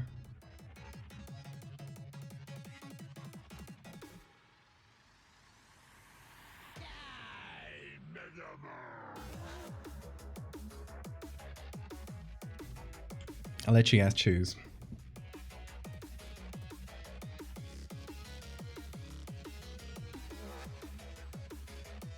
Oh yeah, and then we need to find a space for the unit of cryptic research. Tier 3? I'm leaning more towards 4. No, it's tier 3. It has to be 3 because it's not. It's more popular than all these. Yeah.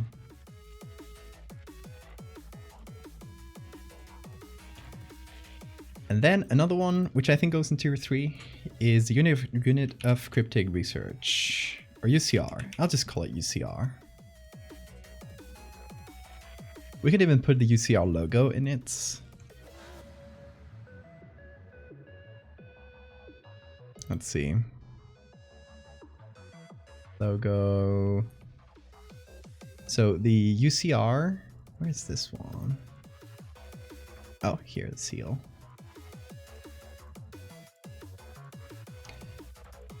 UCR is this collaborative writing project, SCP style, that we started on the Discord, and it never gained like huge notoriety, but it's still like a lot of really cool stories written in it.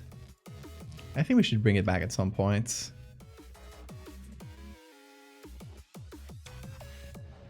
Like if you go to the Discord, if you go to the channels on the lower part, the UCR channels are still there. Like they're not very active though.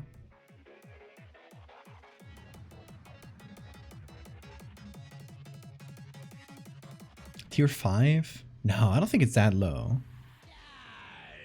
Like it's got its own Twitter account with thousands of followers. More than members on the Discord. So it's like more people know about UCR than the crack. The wheels is a siphon thing, yeah. Proto-Q, thank you so much for the follow.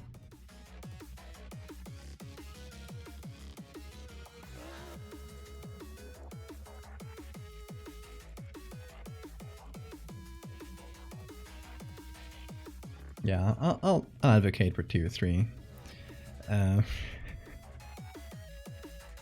Should we have Bean Cam on one of the tiers? Because we have Bean on the first tier. Because Bean, you know, Bean went viral on Twitter, so he deserves it. But Bean Cam refers more to the Bean in the streams.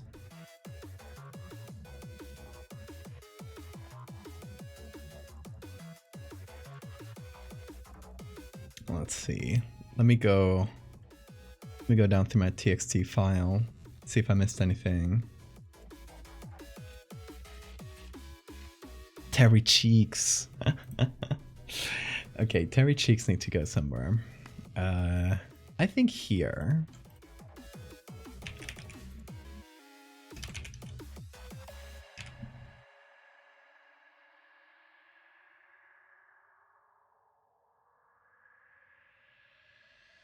Oh, if you want context about Terry Cheeks, where's the long package one?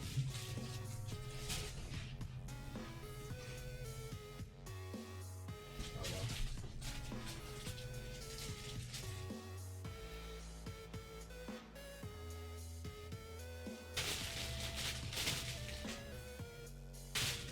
I had to get one out of the package because I don't know where I keep the non-packaged one. Oh, here it is. Someday.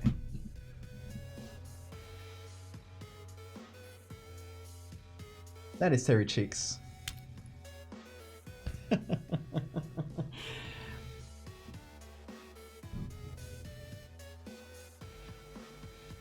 I'm keeping these for giveaways. I got 10 of them.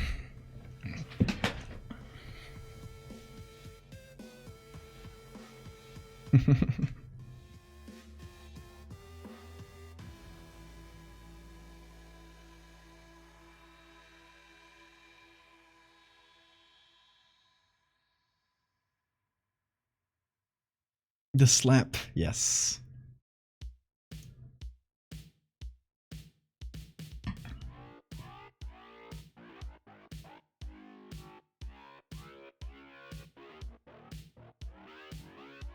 Okay, what else are we missing?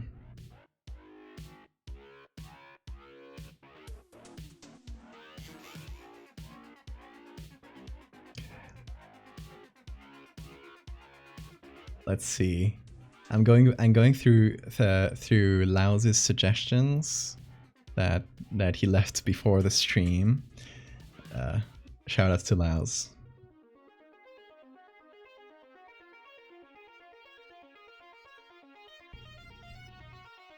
Oh. House of Horrors should be somewhere in between here. House of Horrors is something I haven't done in a year since I moved here. So that's on hiatus, but it's still a podcast I've done that where, you know, we just brought a guest on every stream and we just chatted, maybe did some art together. That was a lot of fun. I should redo that at some point.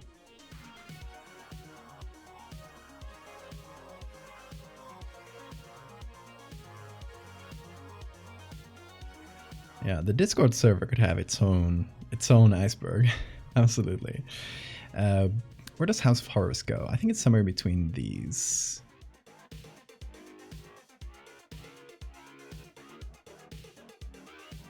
Because it's a specific set of streams, but it's also like the streams that have had the most viewership that I've ever done.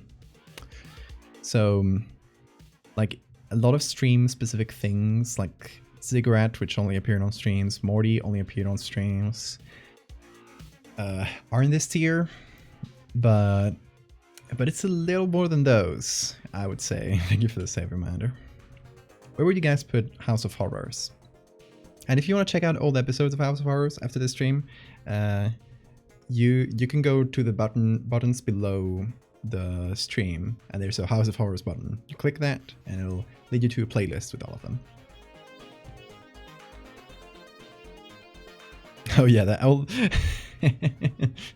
It still says it happens every 2 Sundays, so I haven't updated that in more than a year and a half. Whoops. I'll probably, if I bring it back, I'll probably do it like without a specific time slot. Ow. Oh, Jesus, how are you doing? You made it. Oh, you got it. Oh, you got a new cheer thing. Oh my god. What an entrance. Thank you so much, Jesus. Oh my god. An amazing way to enter. Jesus. Jesus. How are you doing?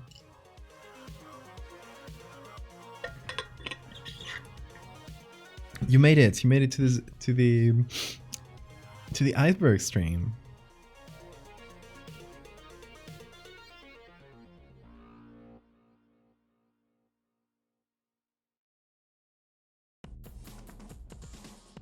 Doing good, Sleepy? I'm doing great. Jesus deserves a spot on the iceberg.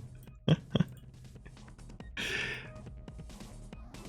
don't know. I wouldn't want to put like specific people from the community on the iceberg, because they'll lead to like, hey, how about me? How about me? So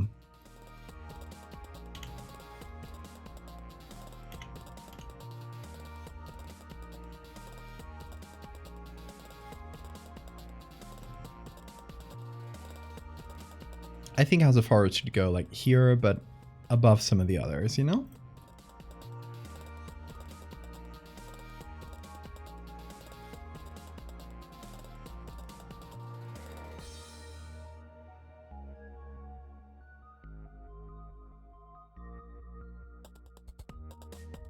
Putting all 2,645 Discord members on the iceberg as a stream. It's just an eternally long stream, an eternally long image. Oh, we're missing booty cryptids. I think that goes here.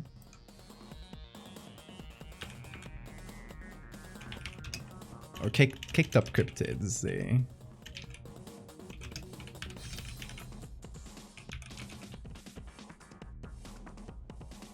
the official name, I guess.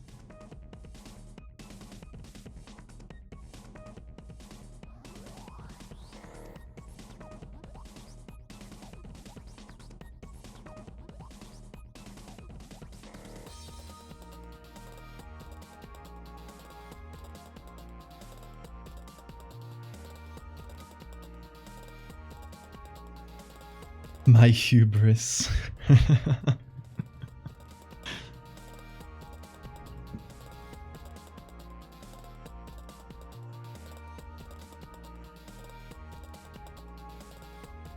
need to learn the way of the cake-top cryptids. We can all aspire to learn their way.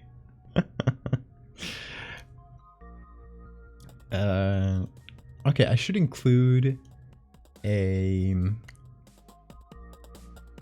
as a niche thing, I'd like to include a Patreon specific lore bit, which,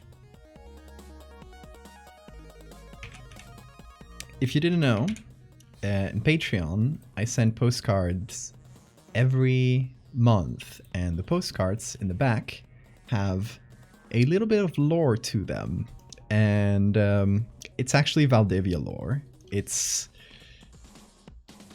And the character sending you the postcards at the beginning is just called Dr. VH, and it'll reveal a bunch of lore about who I really am.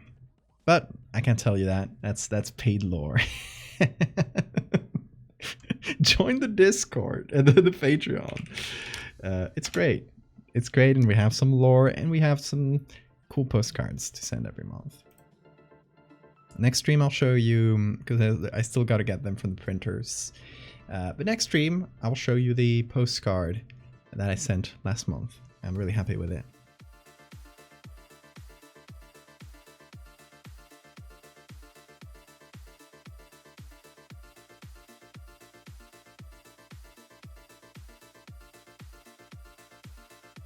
Yes, Hyphen, you're gonna add every single Discord, remember?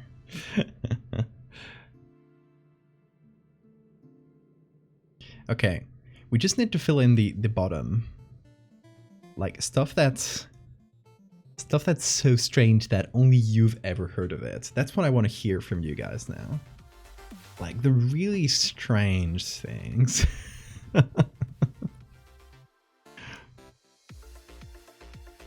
Or things that happened once during a stream and then got never mentioned again.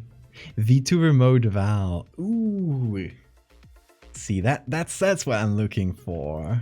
I think that goes around Greg. That seems to have the same level.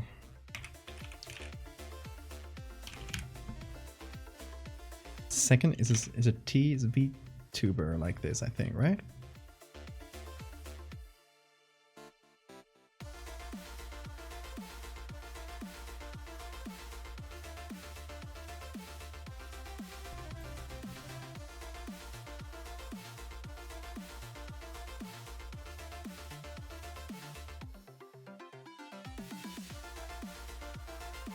It broke as soon as it got there. No, it lasted a few months at least.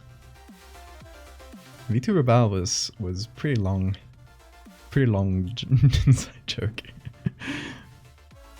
So VTuber Battle is for some time until it broke, and then I never bothered to fix it.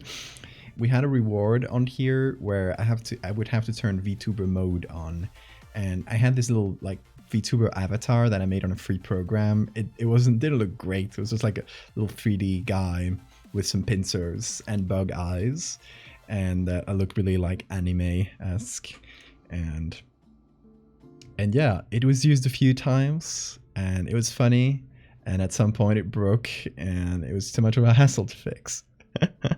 But it was a few months. I would say like 6 months or so. So I think VTuber Val is on the same level as Greg. Like, it's not down there where it's like 5 people know about it. You remember the fractal fish names? No.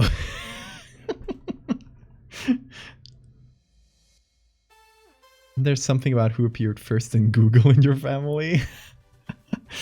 the Google feud. Yeah, I think that would be funny, but since it's a family thing, I want to, because what I want to have is, and I'm tasking Siphon with this, if you want to make it, I would say no, you're not forced to, but to make a document with like all the things and a little link to them, or a link to the Twitch clip where it happens, like just a source, or just a little description. And since that's a family thing, I would rather not have it on there.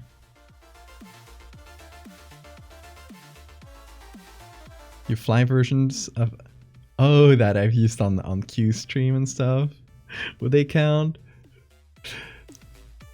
They could count. they still count as V2 or Val though. I wouldn't make a separate entry for that.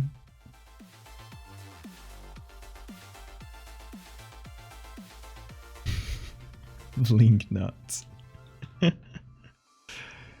Oh, you know one we should do. So back in 2021, I did these Fresno Nightcrawlers. It was the first time I ever did the Fresno Nightcrawlers. I would go on to do them a few more times, sometimes a bit more kicked up than that. And I gave them all names. And maybe that would be a good one. God, Morty, get out of there. Yeah, there we go. It's Joanne, Helen, Gilbert, and Kevin. Would that be? But what name would we choose? Is the thing. We can't put all of them.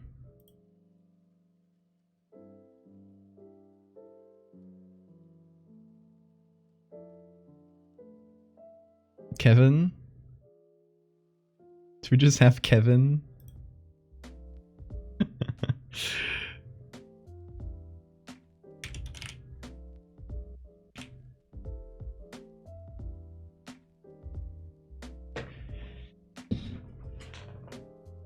The thingy? What's the thingy? You'll have to be more specific.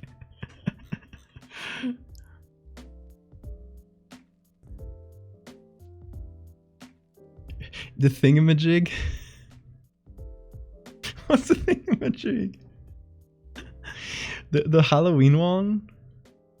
Where everyone drew on the same canvas? Oh. What was the name of that program? A doohickey. What's the name of that? Also, I just realized Halloween is soon. God damn, it's October already, isn't it? I should get a Halloween profile pic, first of all. And second, I should figure out, we should do another stream like that for Halloween. How about that? Streamer, you guys are the artists. It's October 3rd. Look. I'm bad at remembering these kinds of things. I've got a note down here. Halloween stream. And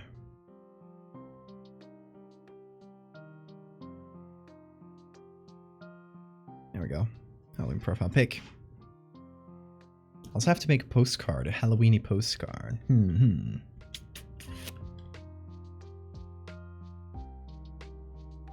Aggie IO. Yeah, that's the one. Time is not real. Have a proposition? Tell me.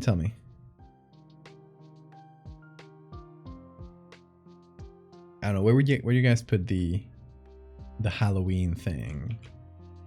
I don't know if it just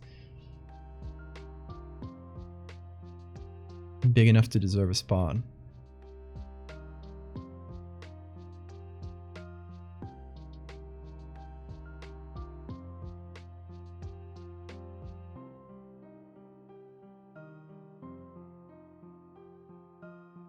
Ruled by the Gregorian calendar because I have a job. Hey, I have a job too. I have deadlines.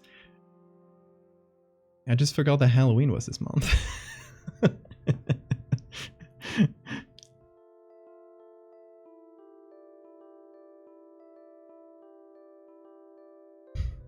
If we meet a certain goal, I wear a maid outfit. No, we can't do that. That's too much. That would be at a ridiculously high goal.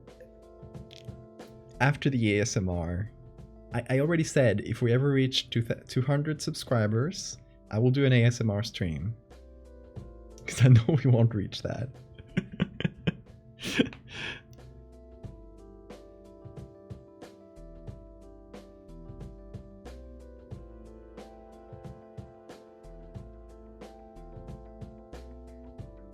$50 billion subs for Maid stream, exactly. And 69? Nice! Hey, 69 subs. Everyone say nice in the chat. There we go. There we go. Let's go.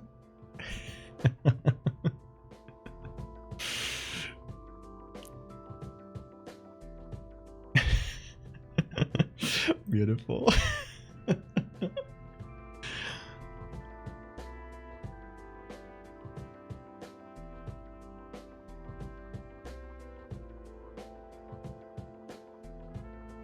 Nice.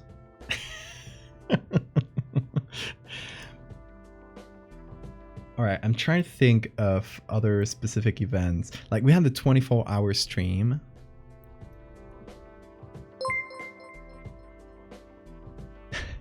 Nice. Nice. The quotes on the channel? If it's something relevant.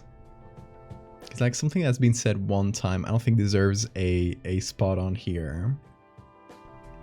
I think what I'm thinking about is more like theories or little things like that like Tio Alfredo is canonically trans, like things like that. I think that would be the best thing to put at the bottom. It's just like really niche things that maybe like one person has thought about.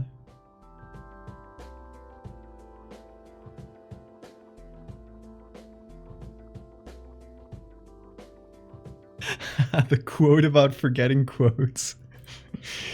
That's perfect. Okay, let's go to very old stuff I've done. Because what we're looking for is, I think, not really like a thing that happened once. It's like really obscure things, like just like facts that so few people know.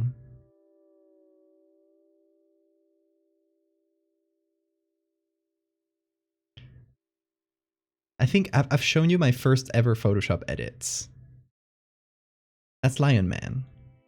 You've seen this.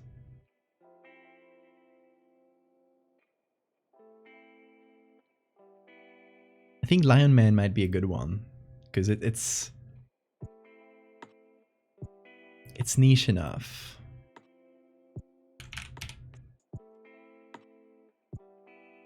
And it's, oh, what did that just do? There we go.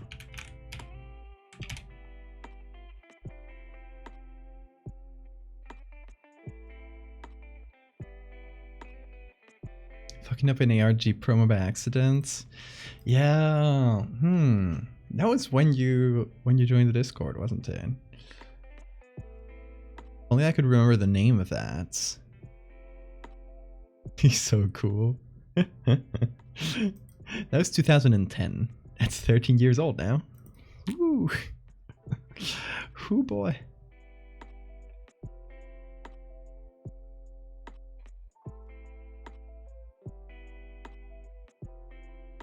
Oh shit. Sorry. The guy that tried to sell handbags with a human spine, that tried to commission me. Human spine handbag clients.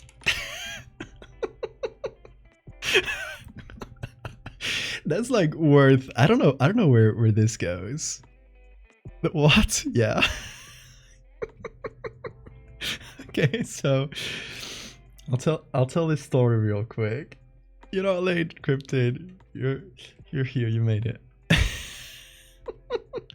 Okay, so I think that's considering how many people still haven't heard. I've told this story on stream a handful of times, but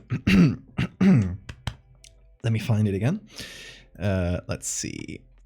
I need to find a specific tweet that I made back then, because that's the only screenshots that are left of that. So it should be, I think Spine should give me the correct one. Yeah, there we go, found the thread. Okay. So let me hop over to the browser.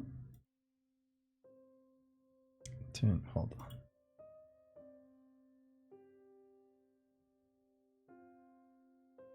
And here. All right. So back then, I was doing my surreal art on posting it on Instagram, and I get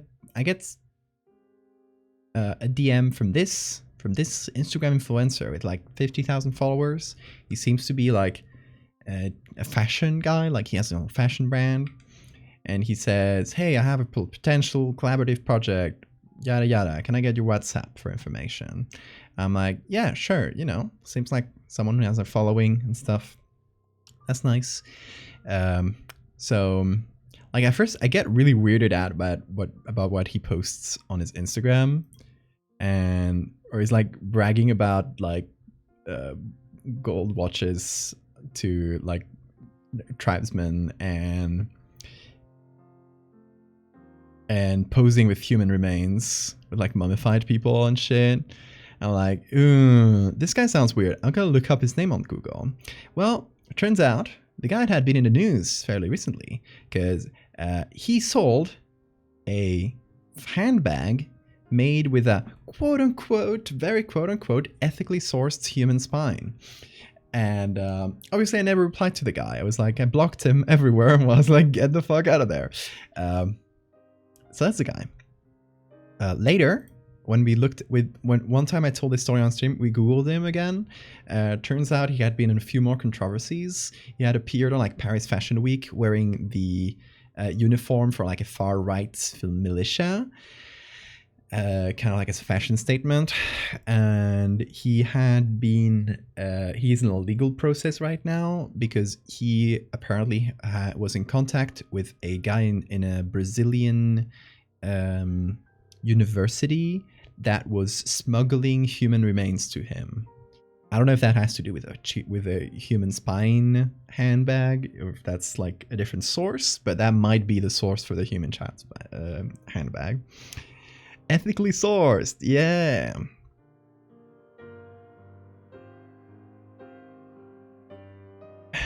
I see, so he's a psychopath, yeah. So, human spine handbag clients, I think is a good one to put, because I've told this story on stream a few times. Does this count as tier 1, 2, 3, 4? Does this count as tier 5 because I've told it a few times, or is this tier 6?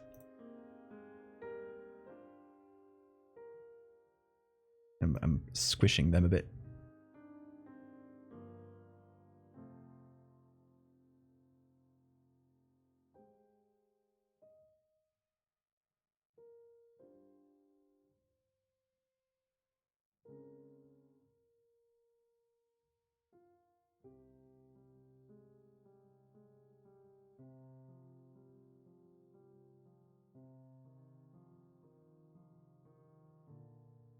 Okay, that's better.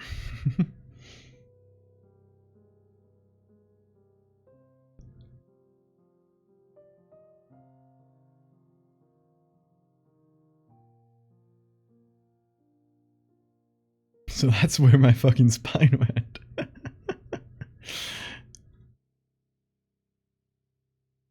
you give a speed run through Greg and Edna the Fly? So Greg is a little thing that we made in November, and the idea is that it's this eldritch creature that was created by accident in a particle accelerator, but it can't get out of the particle accelerator, so it just Like, it just becomes friends with the workers and the accelerator. They start chilling with Greg. They call him Greg. And it has a bunch of lore. It has fan fictions and stuff, and it's only a thing that existed for this one stream. But there was so much lore in that stream that there's a bunch of writing. And Edna the Fly was a fly that I befriended on a stream, and she would hop on my hand on command, and she was great. I loved her very much. I hope she's doing great these days.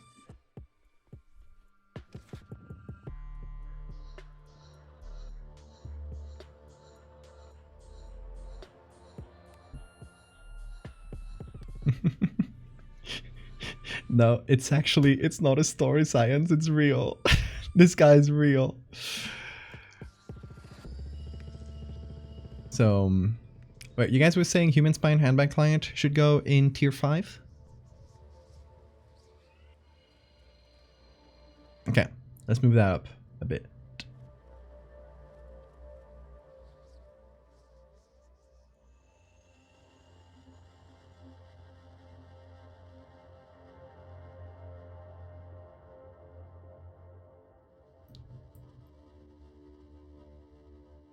Bonus bone.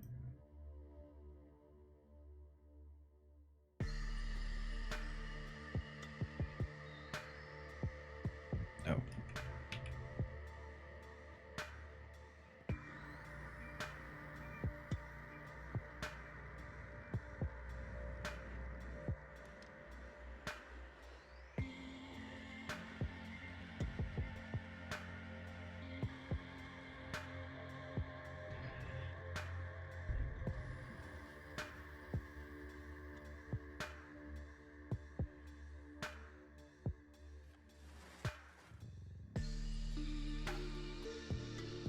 Putting ethically sourced child spine bag guy is funnier. Might be a little long though. But I think changing human to child is a good one.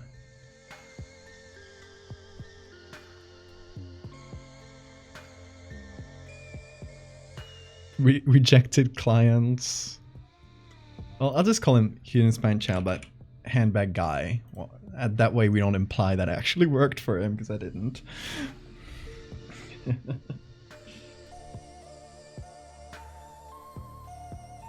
That's better. I think we're pretty filled in. Let's if you guys got any more ideas, let me know. Let's see what else we can come up with. Got like really normie stuff up there. Then we start getting into stuff that was popular, but that's maybe not as well known.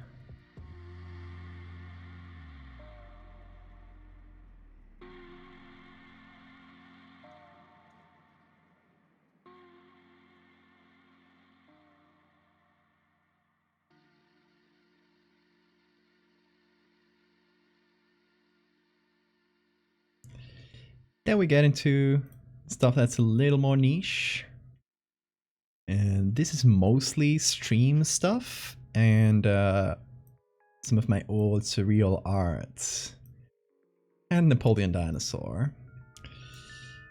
And then we get like real niche stuff. Like Child Spine Handbag Guy.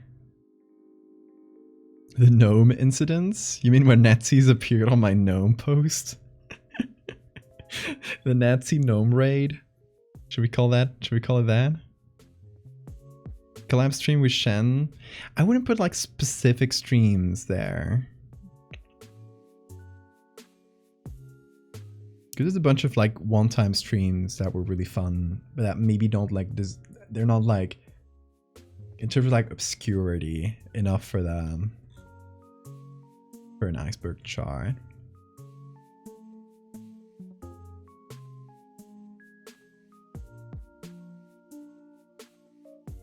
Yeah, I've also got House of Horrors, which already involves a Shen stream.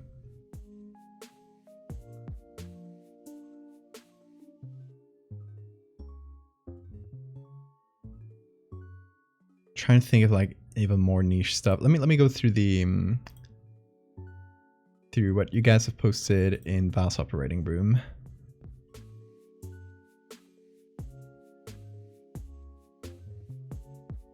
Wait, Loaf got it. Loaf, you got a capture of this tweet. Hell yeah.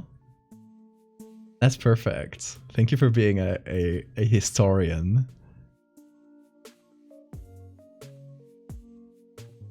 Oh shit, Siphon, where do you get these? Where do you get these? This was a thing I did on stream. I think it's since we're not including like individual streams, might be too niche to include into the in the chart. But this was a thing I did for some milestone on stream. I don't recall which milestone it was specifically. The thing is, it was kind of it started with a chicken, and there was several questions like what is their name, what are they doing, where are they, who are they with. So I asked chat these questions, and through chat suggestions we created this. So it's like, oh, his name is Gregory, and they're with Keanu Reeves, and they're cooking pancakes and doing squats, and they are at a concert or on stage, and I don't know what there's birds. I don't recall the source of that. Siphon is going all the way back to the archive. Hey, Bean. Ooh, yeah, baby. Baby. Hello. Hello.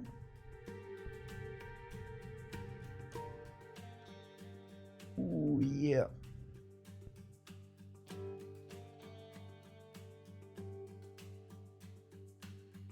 What is it, Sora?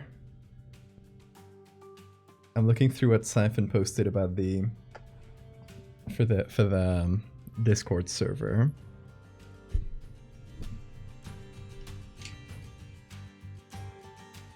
Because there might be some that apply. Angel Eyes. That's a fanfic, isn't it? People got horny for the snake lady. What the first Discord messages were, they were doing one of my streams. The Discord server was created as a way to chat when Twitch's chat broke and people couldn't send messages. So I created a Discord server like real quick, like on the fly, to get people to have people have a new place to chat.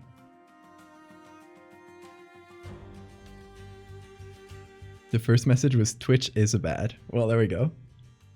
By Ender. Yeah, I hope they're doing well.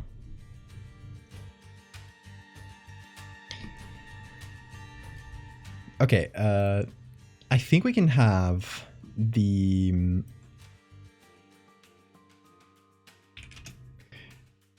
Nazi gnome incidents.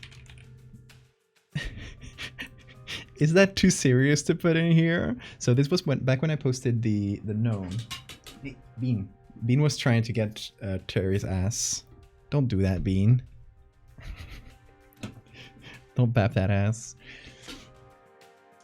So when I posted the gnome, I didn't realize until people pointed out that there's actually a Nazi dog whistle that people were using on, I think on TikTok, where they were using gnome hunting as, you know, a metaphor for the Holocaust. So I got a few people, the post got really popular because it got retweeted by like animals going goblin mode or something, like one account like that. And I guess it got into front of the eyes of enough Nazis that a few of them were bold enough to start commenting the dog whistle under my post, which was, you know, really fucked me up for a couple days that a bunch of Nazis might have found my account. So, Bean, stop that. Oh, you gotta get out of there. You gotta get out of there. No. No. Terry's butt is not for you. No, that's Terry's butt. Those are his the cheeks. The Terry cheeks. Terry cheeks and then Nazi gnome. It's for you. Yeah, chat. This is for you. Pick him up, please. Oh, there you go. Little bean. It makes it sound like the Nazis are gnome, like the gnomes are Nazis.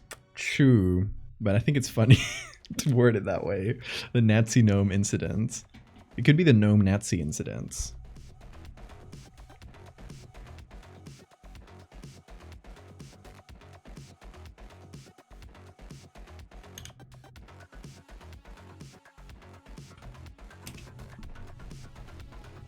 Okay, is this too serious to put in the iceberg chart? What do you guys think? And if I put it, where does it go? Because I never posted about it publicly because I didn't want to like actually call their attention. I just blocked a bunch of people.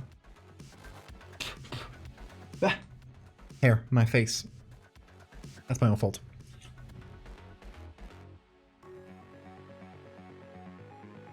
Someone should make an hour-long video covering this chart. That would be extremely funny. I hope someone does.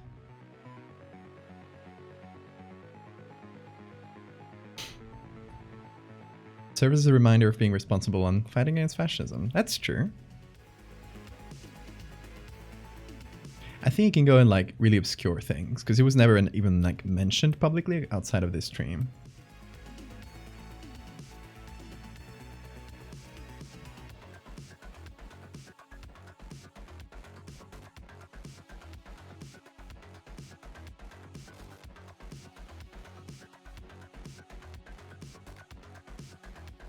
I think Phil and Linda can go up here.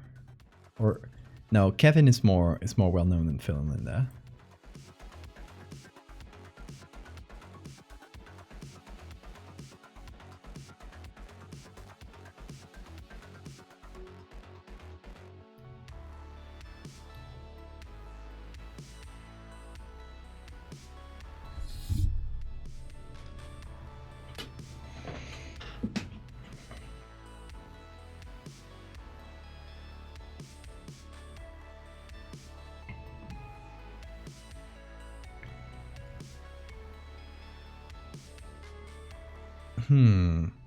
Oh, we're missing cursed footage. Cursed footage also went trending on Twitter. So I think it deserves tier 2 or 3, because the troop also went trending on Twitter.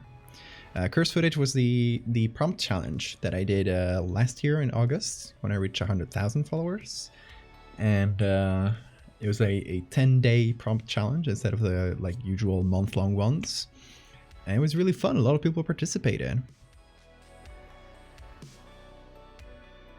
So I think, yeah, I think that deserves a good spot.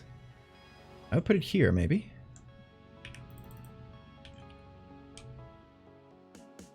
And then there's Cursed Files, which is like the continuation of it, where we do a prompt every 2 weeks on the Discord. But I think, you know, like this kind of covers both, since one is just an outcrop of the other. Can fit these here. Yeah. Oh shit. Got the whole background.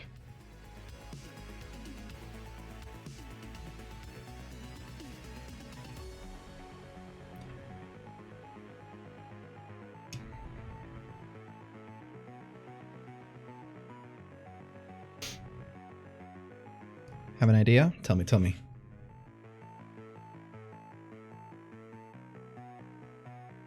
Something related to Pilkagol. Yeah, that was a troop that got trending. Oh, but that's the Klilk. Or no, the Kloop. No, what's it? It's a Clipper soup, right? So it was a Kloop. No, it was a Slipper. It was a Slipper. It was the other way around. Oh, the slipper. The slipper is definitely down here. I think maybe here.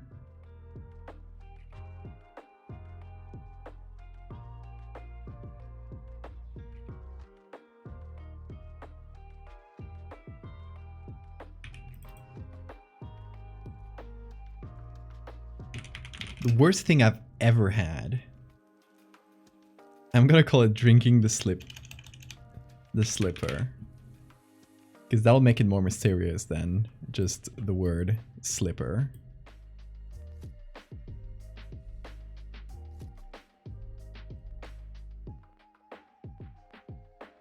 I started with Klilk, yeah. Just clown milk. But I think the slipper was the culmination of it.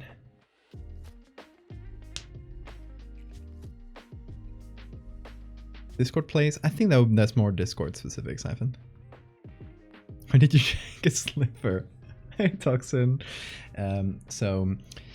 Clipper is a soft drink that's only sold that only exists in the Canary Islands. It's a local soft drink, and the most typical one is strawberry flavored, and it tastes really bad. It's not good. I don't like it. It tastes like cough syrup, but with bubbles. And as a goal during the 24-hour stream, one of the goals was the first one was drinking Clipper with milk, which was Klilk, and the second one. No, the Klilk was actually another stream, I think. The one I did for the 24-hour stream was drinking Slipper, which was soup plus Clipper. So imagine a garlic soup, but mixed with strawberry soft drink. It was horrible. It was one of the worst things I've ever had. I still remember that taste. So that was drinking the Slipper.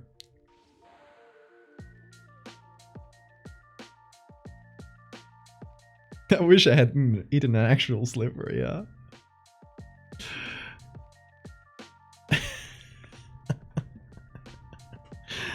Oh, that was funny.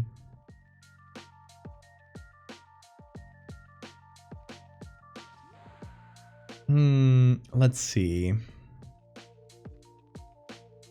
Should we have an entry for the Unexplained Phenomena Discord server? That's the name of the Discord.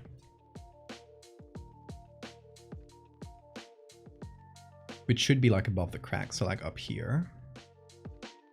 Because we do have stuff that happens in there, but I think it would be nice to have a specific entry for Unexplained Phenomena.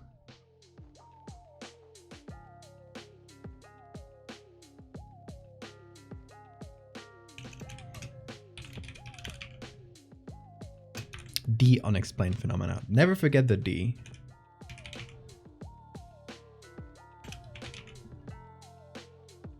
Very important. More publicity. Let's see. Gotta try and fit this. I think it's gonna go here. Val's alt surreal art. Go here.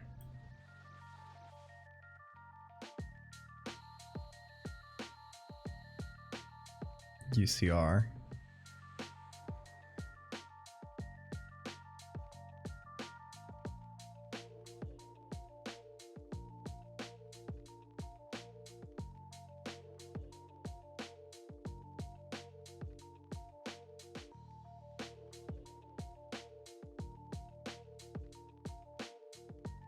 Hold on, I can pin the Devour. There we go.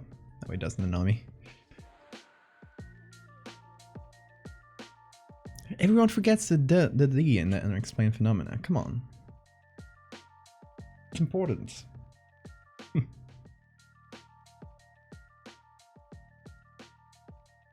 Keep scratching my face because I got bean hair stuck in it.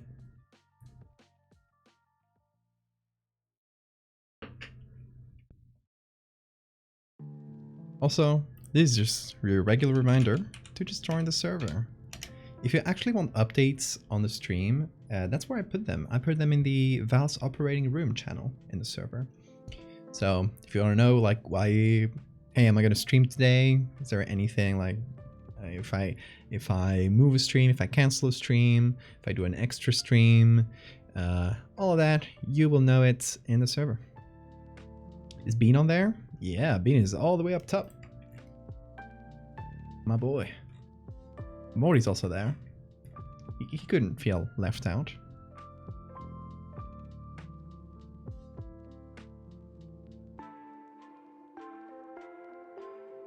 I think I might have to clarify that it's Morty the cat. Because otherwise people will think of Rick and Morty.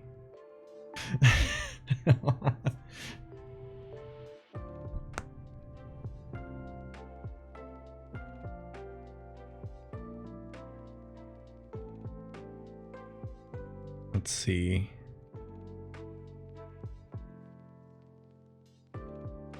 Oh, okay. Here's another fun one that can go all the way at the bottom.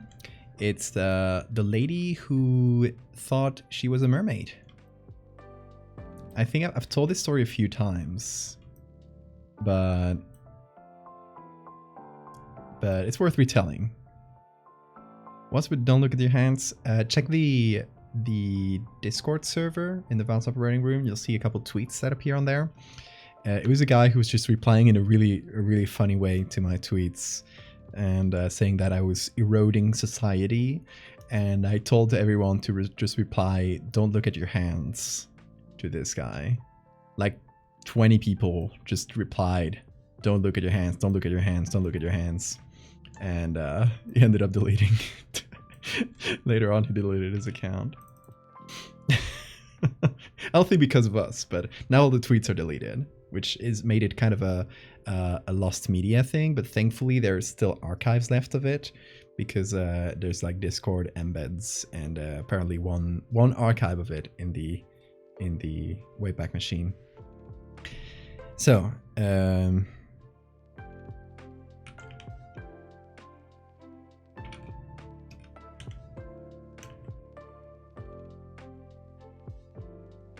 So, okay, this has several layers of explanation.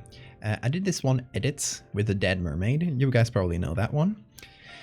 It went pretty viral the first time I posted it. It wasn't like super viral, but it got to the attention of people in the area where the edits, like the story of the edit takes place in. So it happened in the story takes place in a little town called River John in Canada.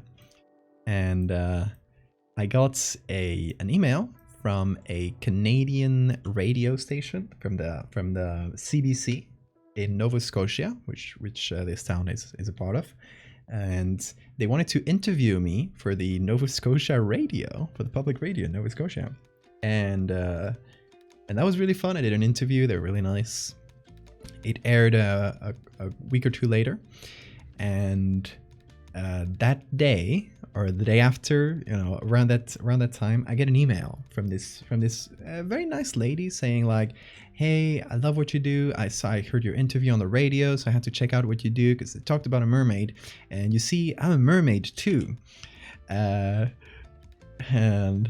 I don't know, she was so nice that I couldn't just I had to reply nicely to her. I was like, "Oh, well, what a coincidence." And she even got a print of the mermaid. So I was like, I'm not gonna be mean to her. I was like, "Oh, what a coincidence! Damn, you're a mermaid. That's really cool." She was not joking. She was super serious about that. Really nice lady. I looked her name up and the name of the town just to check, like, is this a real person? Are they joking? I was thinking the same. First of all, I had an order on my print shop that was for the region. Like they say, like where the order they don't tell you the name of who ordered it, but they tell you like the area. So I did have someone get a print from the area, so that told me like this person exists.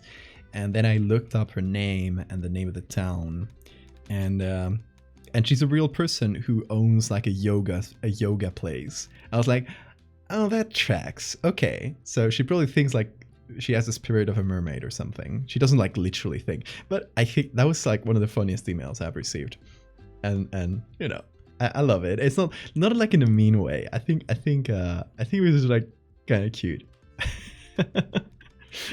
So I'm a mermaid too. That's where it comes from.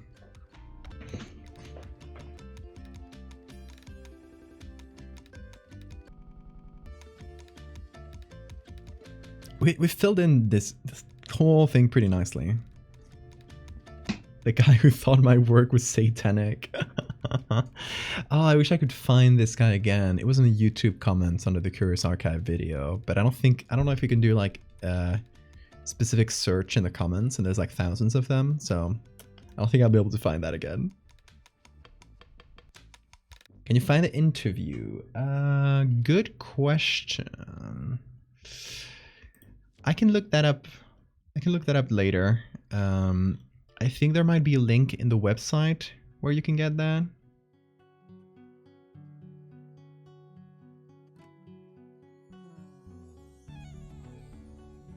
I'll try and find it later. DM me so I remember. I have the file myself. I have the audio file, so I can just send that to you if I don't find it. Oh. The lady who posted or who narrated one of my stories, the Norway cult one in Spanish on her TikTok, taking it as real, and we destroyed her TikTok career. I'm not kidding. Okay, context. I posted this megalomorpha part about the church in Norway. If you haven't seen it, just go to the link in the chat for the megalomorpha series, and it's the second one from the top left.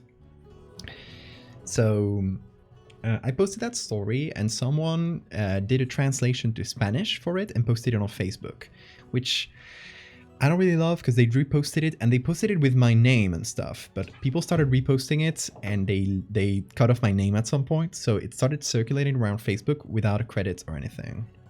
Which is why I tell people to be really careful when reposting my work, even if it's with credits, because it can really easily snowball into something like this. So yeah, it started floating around Facebook and in Spanish, and at some point, this TikTok account with 1 million followers that just did like horror story narrations, but like without crediting anybody, like really shitty stuff. So this lady starts just reading my story, and I was really annoyed by that. Oh, the cats are fighting. Hold on, they're right behind the. Kind of hard to see there.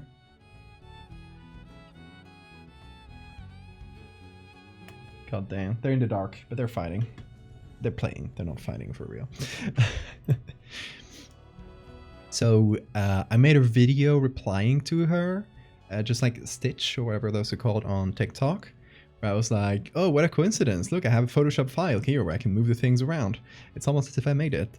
And I posted about it on Twitter, so a bunch of people went and I guess reported the original video, or, you know, something happened that triggered TikTok's moderation, and they took down the video, the original video and mine. And I know they took down the original video by because of community rules violation or whatever they're called, because my video, which stitched that first one, was also removed just by proxy, you know, just because it was replying to that banned video, and it said like the original video was removed because of community rule violation.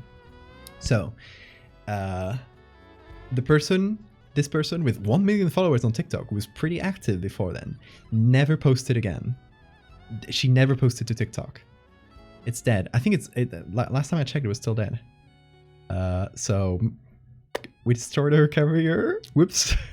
I didn't intend for that. I just wanted to delete that video and credit people. I atomized her. That was not my intention, but you know, fuck around and find out. I think we should put this around here because it was still like fairly publicized. I complained about it on Twitter publicly. I told people, hey, can you go like at least like comment under her video, tell her, hey, you should credit people. Send her to the Shadow Realm. It's what you get for stealing content. Yeah. Marty.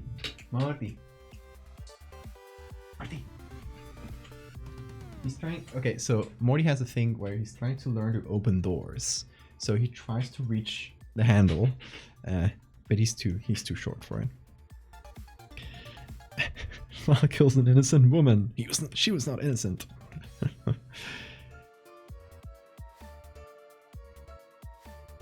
They want to credit people so bad that she stopped making them. She might have had like some kind of strike on her channel or something where she wasn't allowed to post.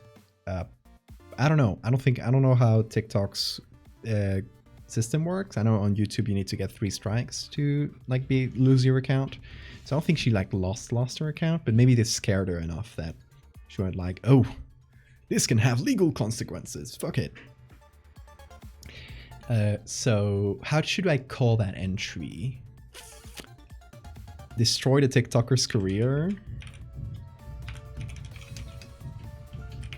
Marty! Trying to get to the handle. Marty! I'll let him out.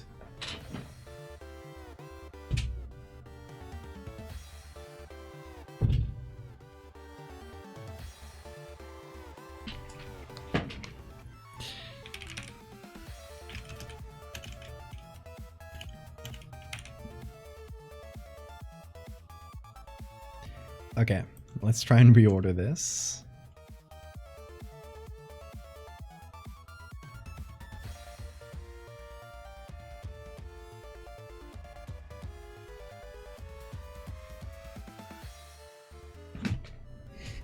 Unintentionally. I mean, I can't have super long phrases on there.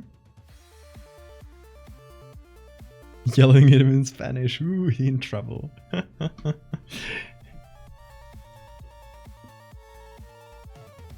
Spacey was talking about Morty, I think. Okay, I think we filled this quite enough. The only one that feels a little bit emptier than the rest is the top one. So tell me something really, really normie, like something everyone knows about my art. Lycanthrope series. Because, you know, all the things that appeared in the Curious Archive video are probably my most well-known because they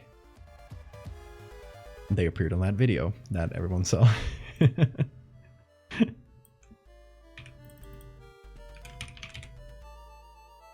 Lycanthrope projects. And don't you worry, we're working on a new place to put the Lycanthrope projects. That is not Twitter, because as you might have seen, David Romero left Twitter. So now a lot of the Lycanthrope project is doesn't exist anywhere. So we're finding an alternative. I'm just waiting on David to pop back up because he just pops in from time to time on the internet. So waiting for him to check a few things with me on the website. Glitch series, it's pretty recent. I wouldn't say it's like worth a specific spot.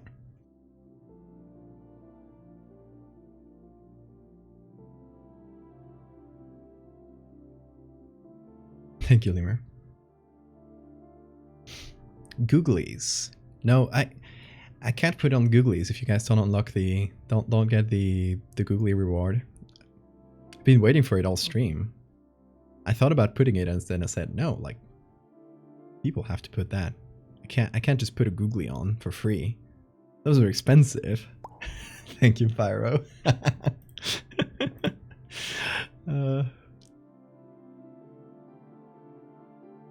It does count. It does count. Oh, another one. I guess we need to put 2 then. No, no, stop.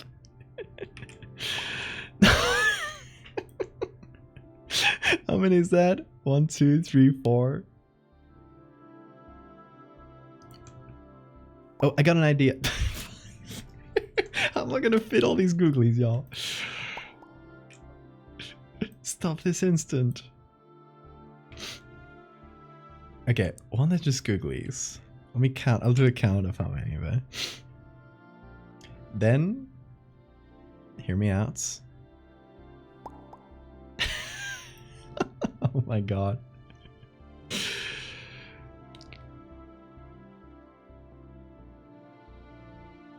Okay. Another one. We can make the O's in googly eye can be googly eyes too. Oh god. What have I gotten myself into?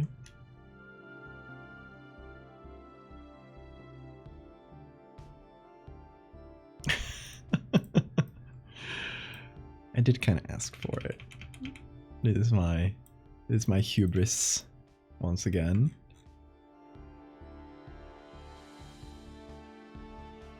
Okay. I think googly. Okay, hold on. Googly eyes by themselves are probably a little bit lower because googly eye. A lot of people know googly eye because I've posted a googly eye everywhere, and Terriel and stuff. But the googly eyes, as like putting googly eyes on things, is specifically a stream thing that I think should go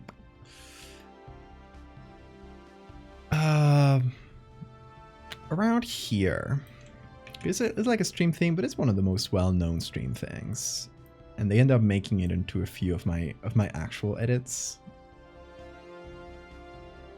So instead of putting it on the thing, I'm gonna put it here.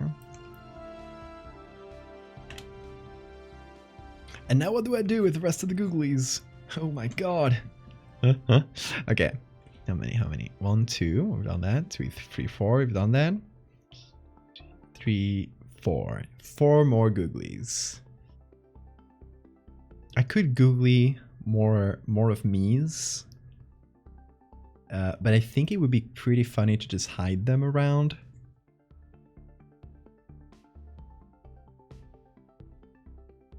Like, okay, what if I took this one and put it in one of the O's in Gofio?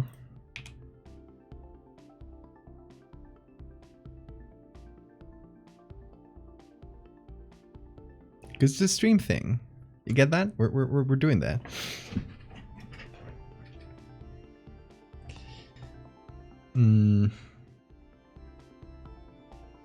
Morty gets one too.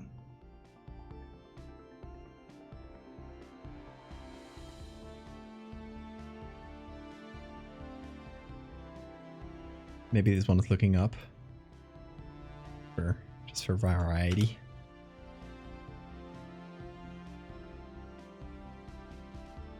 And I think that's a couple more left.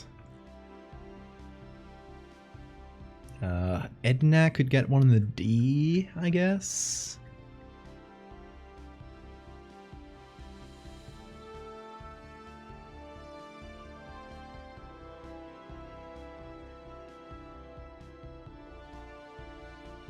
There was 9. Hold on. I'm checking in my 1, 2, 3, 4, 5, 6, 7, 8. That's 8. So we have 2, 4, 6. A couple more.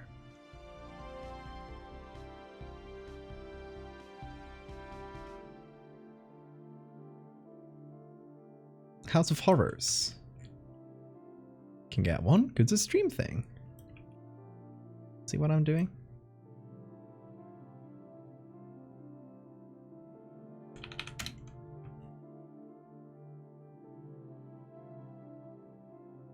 One more.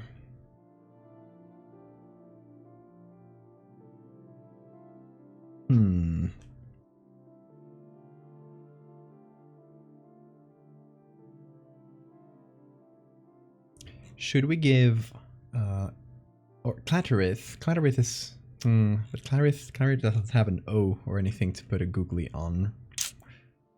That's unfortunate.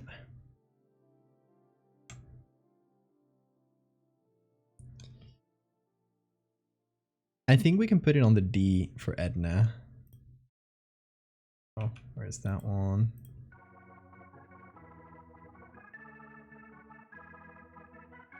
Where's the Gothia one? There.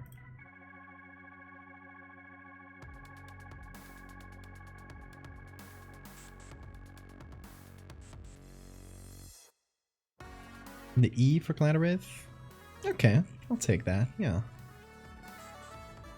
Maybe a bit smaller, but... and she's looking at Googlia.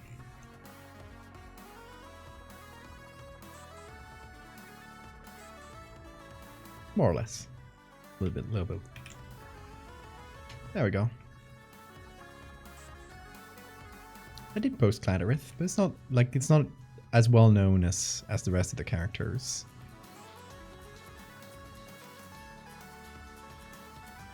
Oh yeah, and Googlia is looking at Teriel, or could be looking at Terry too, but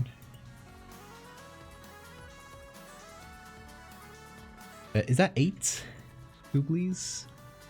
2, 4, 6, 8. That's all the Googlies. Beautiful.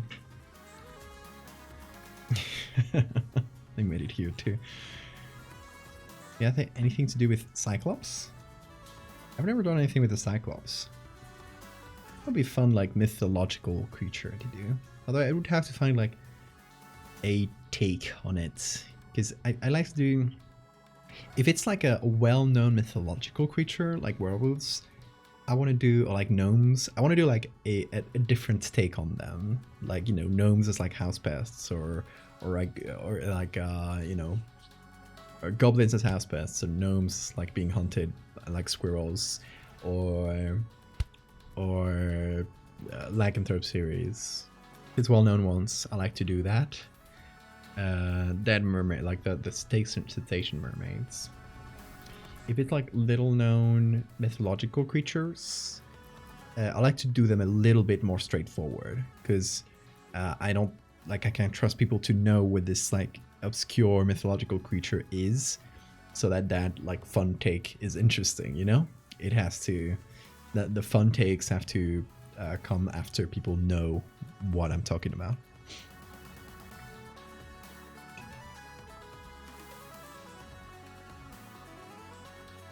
The gelatinous cube of London Bridge.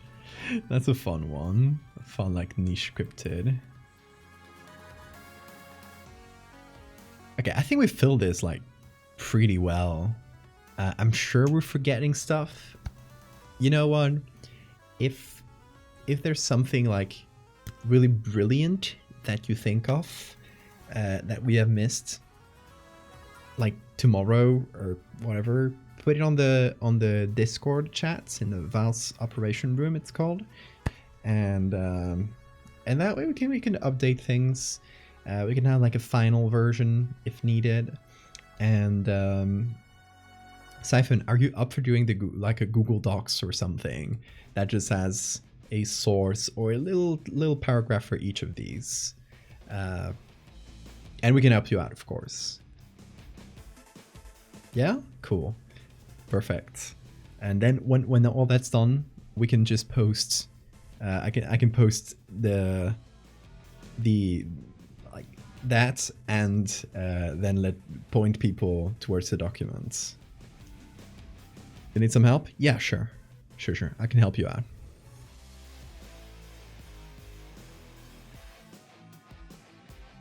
The Clatterith fan club thread in general or operating room? I think operating room.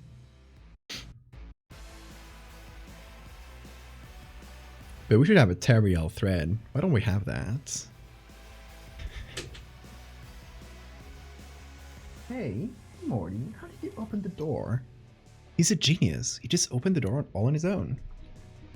Oh, it's fucking... He just opened it. You see? He's so smart. What's Dr. VH? That's Patreon exclusive.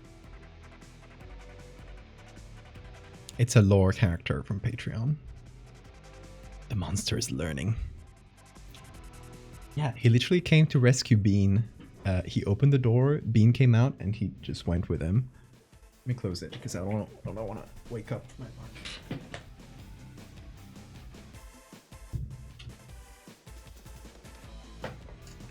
It's about DLC. Will y'all help me? If you just need help sourcing any specific thing, just ask on the Discord channel on the Val's operating room, and we'll point you towards it. I'll point you. Anna should make the Teriel fan club. True. Ping Anna. Possible creature of alien cunning intelligence, for real. Yes. Damn, we filled in, like, there's a lot of lore, isn't it? Because lore and reference and real life events. So much has happened, and so much yet to happen. Imagine, like, redoing this in 2 years. You'd probably need to, like, make it twice as wide, because there would probably be, like, twice as much to add. Let's redo this in 2 years. Hope I remember this. Is it the tip of the Valberg? We can just keep going down and down and down. Until it gets to, like 5 levels lower than this, it gets to, like, random messages you guys have sent on Twitch. Will this be posted? Twitter, everywhere. I'll just put it up around the place. Probably not Instagram, because I like to have that more as a gallery, but Twitter and Tumblr, Blue Sky, all those, probably. But we shall see. In any case, it's getting a little bit late. It's been going on for 3 hours. We put a lot of work into this. On my site, no, I don't post like meme stuff on my site. But did I save this as a JPEG? I think I just did, but I'll do it again just in case. What's Anna's ad on Discord? I think she's the Teriel Herald. Is she? Or maybe that's in the other Discord, in the Patreon one. Oh, Miss Wee Wee. Miss Anachronism. If you just search Miss, it'll pop up. But yeah, y'all, thank you so much for being here. That was really fun. I love making these little extra special streams. We might see some updates to this before it's posted. We'll see. Just a couple days to think it through and to gather all the sources. We will see each other again on Wednesday, and I don't know exactly. Okay, I got Wednesday and Friday streams. I don't know which I'll do in which day, but one of them is going to be an SCP tarot card, which I got commissioned to do, and the other is going to be a sacrifice. You guys know that once we reach 6,000 followers, I would do a sacrifice where I take one of you, I volunteer, and I ban you for like, I think like 3-4 weeks. I don't recall exactly how much it was. During that ban, you won't be able to see streams. You also will be banished in the Discord to a specific channel where only you can speak, kind of purgatory. And in exchange, you will get a free piece of merch. I think I'll just say like a piece of merch or a print, whatever you prefer. And you get to decide what is done in that stream. I might set it to just like a few choices, or let you choose like any character, like let's say any folklore character, anything. Like, because I don't want people to say like, hey, you picked me, draw my furry OC, because I wouldn't be able to do that. So it has to have like a little bit of guardrails to what people can pick, but I'll think it through. If you guys got any like suggestions or ideas on the specifics of that, let me know. But yeah, y'all have a fantastic night. Thank you so much for being here, delving deep into the iceberg. Beatty's not here to say bye because he just left, but he's here in spirit. Y'all, take care. Have an amazing time zone.